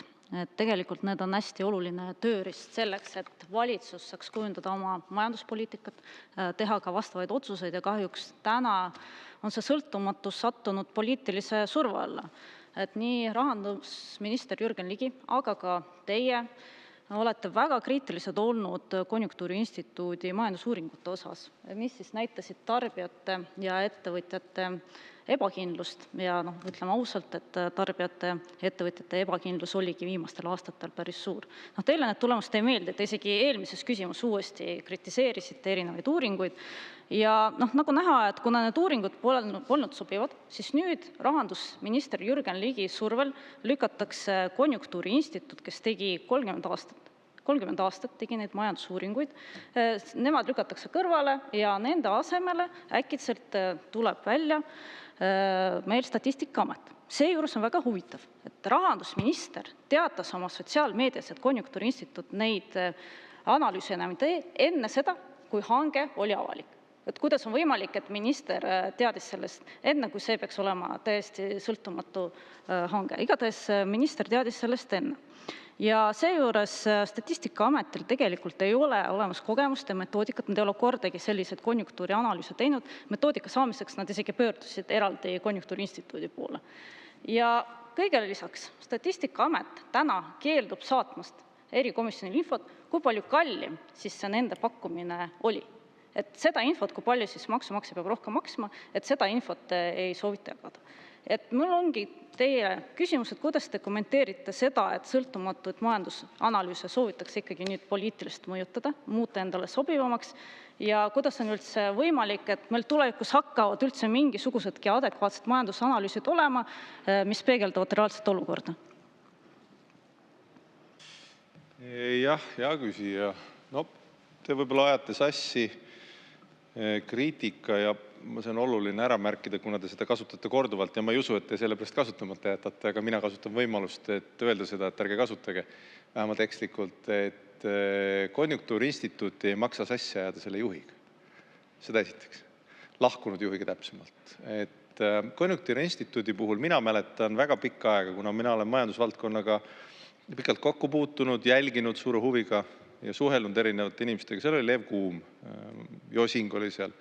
Ja tegemist oli asutusega, mis alati lähtus faktidest. Täpsemalt asutus lähtub ilmselt endiselt faktidest, aga need, kes seda informatsiooni ka välja jagasid, kirjeldasid seda ausalt. Ütlesid, et siin on halvasti, siin on hästi, see on võimalus, see on oht. Fair enough, nagu öeldakse ilusti eesti keeles. Et see on kõik mõistlik. Nii peabki olema. Aga Peeter Raudsepp, kellest on tänaseks saanud isamaaline mees, Tallinna linnapea, kes paneb sinna saadesse nõukogudesse neid poliitikuid, et lahendada seda juhtimise probleemi Tallinna Vees, näiteks Korobeiniku ja Urmas Reinsalu abil. Et tema tõlgendused olid alati ühes suunas. Eesti majanduse konjunktuurist ainult negatiivse nägemine ja otsimine. Ja seetõttu minu palve on, kui te suudate, aga ma ei tea, kas te suudate, proovige hoida lahus nüüd asutus ja selle juht. Seda esiteks. Nüüd teiseks, statistika on ja peab jääma tulevikus sõltumatuks. See on väga oluline. Ja kui ma nüüd vaatan numbreid, siis 14 riigis Euroopas viivad vähemalt ühte konjunktuuribaromeetri uuringut läbi riiklikud statistikaametid. 14 riigis. Te ütlete, see on midagi ennekuulmatut. Huvitav. Kas need 14 riiki siis pole sellest kuulnud või? Toon näited Taanis, Tšehhis, Prantsusmaal, Itaalias, Lätis, Leedus, Luksemburgis, Hollandis, Poolas, Portugalis, Rumeenias, Slovakkias ja Sloveenias. Euroopa Komisjoni partneriteks on ka näiteks keskpangad Iirimaal ja Belgias. Nii et seetõttu ma kardan, et see küsimuse püstitus on teil, kui lubate nii öelda, veidi vildakas. 14 riigis see juba nii on ja tegemist ei ole millegi ainulaadsega. Nüüd, mis hankest endast puudutab, siis hankes ei ole võimalikku poliitilist sekkumist, seda ei ole olnud, ei saagi olla. Hanget korraldab Euroopa Komisjon. Euroopa Komisjon koostab tingimused, hindab pakkumise, teeb lõpliku otsuse. Ja pakkumisi saavad esitada kõik, kes vastavad tingimustele. Eesti ei määra hanke tingimusi, ei vali uuringu teostajat ega hinda pakkumisi. Kõik, aitäh. Suur tänu ja Anastassia Kovalenko-Kõlvart, teil on täpsustav küsimus, palun. Jah, aitäh. No esiteks, nagu te ise mainisite, et Peeter Raudsepp ei ole enam täna Konjunktuuriinstituudi direktor. Teiseks, metoodika oli kokku pandud juba enne Peeter Raudseppa ja see oli kokku pandud koostöös ministeeriumiga. Ehk siis metoodika ei sobinud alles siis, kui näitajad muutusid negatiivseks. Kolmandaks, kui suusad läksid valitsusega risti, siis oli eraldi pakutud ministeeriumile, Konjunktuuriinstituut pakkus, aga teeme veel lisaks sõltumata analüüsi, vaatame, et kas tõesti, et need andmed ei vasta tegelikkusega. Ministeerium keeldus sellest. Nüüd järgmiseks te ütlete, et hanke korraldab Euroopa Komisjon. Seda enam, kuidas on võimalik, et Jürgen Ligi oli hanke tulemustest teadlik novembris, kui Euroopa Komisjon avaldas info alles detsembris. Ja erikomisjonil on laekunud info, et oli eraldi ministeeriumi poolt saadetud toetuskiri. Ja kui me küsisime selle kohta esmaspäeval Riigikogus Jürgen Ligi käest, et kas ta saatis selle kirja, ta ütles, ta ei mäleta, kas ta saatis, aga ta on kindel, et Konjunktuuriinstituudi toetuseks ta seda kirja ei saatnud. Et siis selline poliitiline sekkumine on järelikult ikkagi teie mõistes adekvaatne. Ja viiendaks, see on siis selline võib-olla uus lähenemine, et teie teadlikult soovite vaidlustada, jätkuvalt soovite vaidlustada seda, et viimased aastad oli meil majanduslanguses, tarbijate kindlustunne oli rekordmadal, ettevõtjate kindlustunne oli madal, et te siiani ei taha seda tunnistada. Ja ma saan aru, et teile siis sobiksid paremini mitte need Konjunktuuriinstituudi analüüsid, aga võib-olla Rahandusministeeriumi analüüsid, Eesti Panga analüüsid, kus siis oli viimased 4 aastat 4 korda pandi majandusanalüüsidega mööda. Et näiteks lubati 5 korda suuremat majanduskasvu, kui see reaalselt oli. Mul on küsimus, kuidas te plaanite poliitilisi ja majandusega seotud otsuseid langetada, kui aluseks on teil siis kallutatud majandusanalüüsid, mis te soovite teha? Aitäh, härra peaminister, palun. Aitäh, hea Riigikogu esimees, hea küsija. Siin nüüd jälle mitu sellist nagu meelevaldset tõlgendust, aga sellepärast need debatid ongi alati huvitavad, et saab ära parandada need töö käigus. Esiteks, te ütlete, et mulle meeldib üks statistika rohkem kui teine. Absoluutselt ei vasta tõele. Sellepärast ma ka kirjeldasin teile. Ja ennegi näiteks siin kolleegidele vastamisel, mis puudutas näiteks toiduainete käibemaksu, mis puudutas sellest, kuidas seda uurimist, kuidas toiduainete käibemaks kandub edasi hindadesse või ei kandu, selles ma tsiteerisin just nimelt Konjunktuuriinstituuti. Nii et küsimus ei ole kuidagi ühes instituudis või statistikas. Mulle meeldib see statistika, mis tõele vastab ja on parima metoodikaga tehtud, parimate teadmiste kohaselt on sõltumatu. Ja seetõttu on väga pentsik. Te üritate esitada seda sellisel viisil, et just kui Euroopa Komisjon oleks korraldanud hanke, eelistamaks ühte, teist või kolmandat, et Euroopa Komisjon oma hanke korraldab ise. Ja see jutt, et Eesti Pank või Rahandusministeeriumi prognoosijad oma positiivsed või negatiivsed prognoose tehes on kallutatud, ma ei suuda isegi meenutada, et me vist oleme olnud nii koalitsioonis kui opositsioonis, ilmselt oleme tulevikus koalitsioonis ja opositsioonis kõiges, et me ei ole kunagi võtnud endale seda vabadust, et me oleme süüdistanud prognoosijad, kui prognoos ei meeldi. Jah, prognoosi aluseelduste üle võid vaielda, sa võid muuta parameetreid, midagi muutub majanduses, kõik arusaadavat, aga meil ei ole omane prognoosijate või statistikute süüdistamine, et see võib-olla on kuidagi teie vaates nii, aga meie seda ei tee. Ja minu teada sellist toetuskirja, vähemalt minule antud info põhjal, sellist toetuskirja Euroopa Komisjonile eelistama Statistikaametit ei ole saadetud.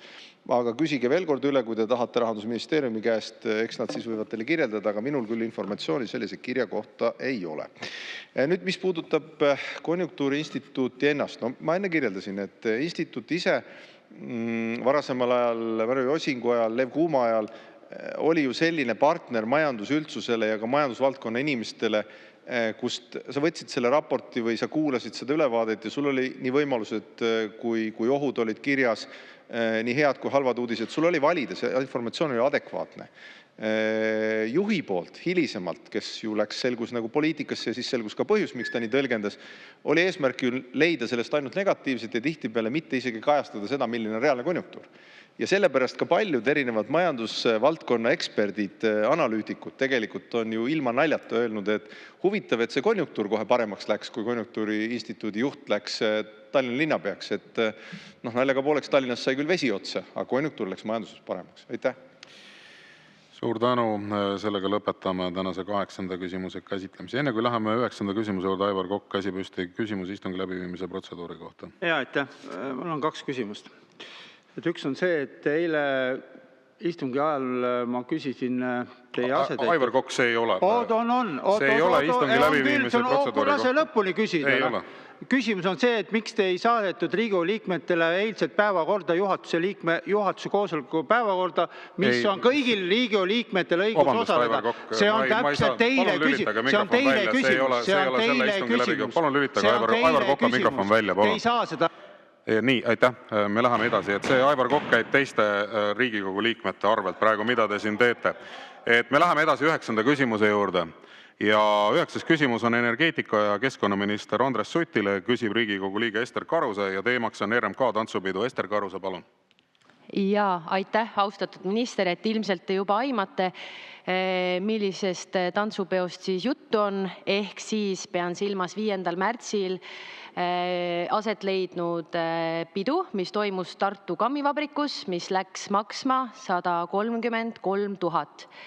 Et erinevate selle valdkonna ehk sündmuste korraldajate sõnul on selle peo kulud võrreldes turuhindadega märkimisväärselt kallimad. Aga veelgi enam, on sõlmitud ju RMK ja Joolos OÜ vahel 2024. aasta oktoobris 2-aastane sündmusturunduse raamleping, mille kogu maksumus on ligikaudu 2,2 miljonit eurot ja millele lisandub siis ka veel käibemaks. Ehk kui me niimoodi arvutame, siis pidudele üle 100 000 euro kuus. Aga üleüldse, kas tänuüritus peab maksma sellise üüratu summa, mis riivab tegelikult üldsuse õiglustunnet? Arvestades, et RMK põhiülesandeks peaks olema metsamajandamine ehk metsaistutus, hooldamine ja puidumüük. Looduskaitse ehk kaitsealuste metsade majandamine ja elurikkuse säilitamine ja looduses liikumise korraldamine ehk matkaradade, lõkkekohtade ja metsamajade hooldamine. Ja ärgem unustagem, et samal ajal koondas RMK ligi 75 töötajat, aga see ei ole ka veel kõik, sest et RMK koondas ka 2024. aastal 50 töötajat. Toona oli organisatsiooni eesmärgiks hoida järgneval aastal kokku umbes 10% kulu ja RMK juhatuse esimehe Mikk Marrani sõnul oli omaniku dividendi ootus suur ning ees ootas ka lisamaksustamine. Ta ütles, et seetõttu otsime kõiki võimalusi, kuidas oma tegevusi optimeerida ja olla igas valdkonnas veelgi efektiivsem. Okei, töötajad tulebki tunnustada, aga kas samasuguseid optimeerimisvõimalusi on järgitud ka ikkagi antud tänuürituse korraldamisele? Et minu arvates mitte.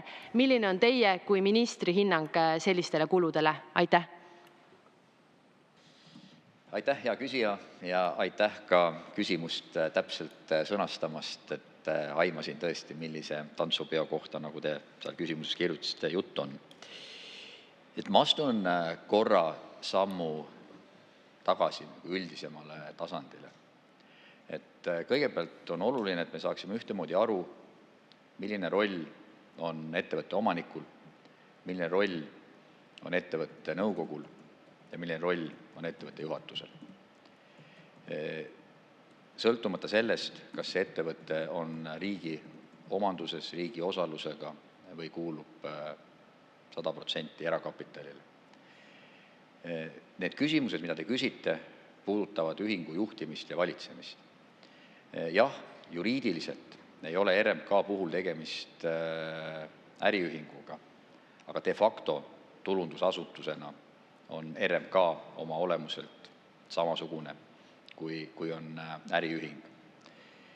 Ja see küsimus laiemas plaanis on see, et millise täpsusega suuniseid peaks omanik andma ettevõtte juhtorganitele, siis nõukogule ja juhatusele. Ja kui on soov sellist debatti ühiskonnas pidada, siis me kahtlemata saame ja võime seda teha. Ettevõtte juhtimine on nõukogu ja juhatuse pädevuses.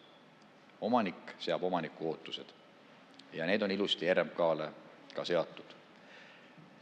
Nüüd see, kuidas üks ettevõtte või organisatsioon oma töötajaid motiveerib, kujuneb väga suures plaanis välja sellest, milline on siis kultuur, traditsioonid Eesti ettevõtlusmaastikul. Sest RMK aga ka teised riigi osalusega äriühingud konkureerivad nende samade töötajate pärast teiste äriühingutega. Ja seetõttu tuleb vaadata ja anda hinnanguid selles konkreetses turu siis tavades ja konjunktuuris. Ma isiklikult ei pea õigeks seda, et riik omanikuna kirjutab detailides ette omaniku ootustes ühele ettevõttele või organisatsioonile, kuidas korraldada oma töötajate motiveerimist. Aga ma pean õigeks seda, et juhatus ja nõukogu hindavad oma otsuseid tehes, kuidas on ühe või teise tegevuse siis mõju ja vastuvõtlikkus ühiskonnas.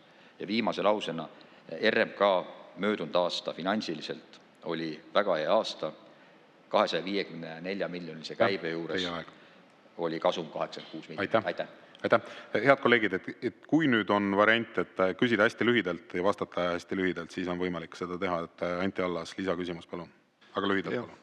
Aitäh, hea eesistuja, austatud minister, et ma vist olen veel hetkel praegu RMK auditikomitee liige ja sellest lähtuvalt ka küsin, ja ka kas-küsimus, et hea minister, et kas te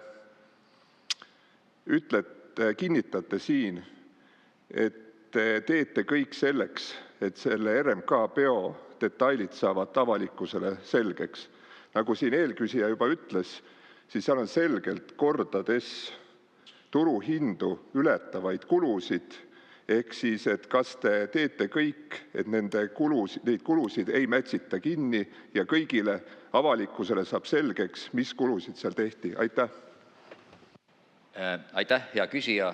Vastan lühidalt. Omaniku ootustes on RMK-le väga selgelt sõnastatud, et RMK oma töös lähtub heast ühingujuhtimise tavast. Hea ühingujuhtimise tava, igaüks võib tutvuda, on olemas Eestis ammu juba vastu võetud börsiettevõtetele, mis rõhutab muuhulgas ka läbipaistvust, väga selget rollijaotust nõukogu ja juhatuse vahel. Ma olen sel teemal vestelnud nii nõukogu esimehe kui juhatuse esimehega ja ma olen kindel, et mõlemad teevad sellest omad järeldused ja mitte midagi RMK-s või äriühingus või siis riiklikus turundusasutuses kinni ei mätsita. Aitäh! Suur tänu! Sellega paneme tänasele infotunnile punkti. Ma tänan Vabariigi Valitsuse liikmeid ja kõiki Riigikogu liikmeid väga sisuka arutelu eest ja me jätkame täpselt kell 2 algava Riigikogu täiskogu istungiga.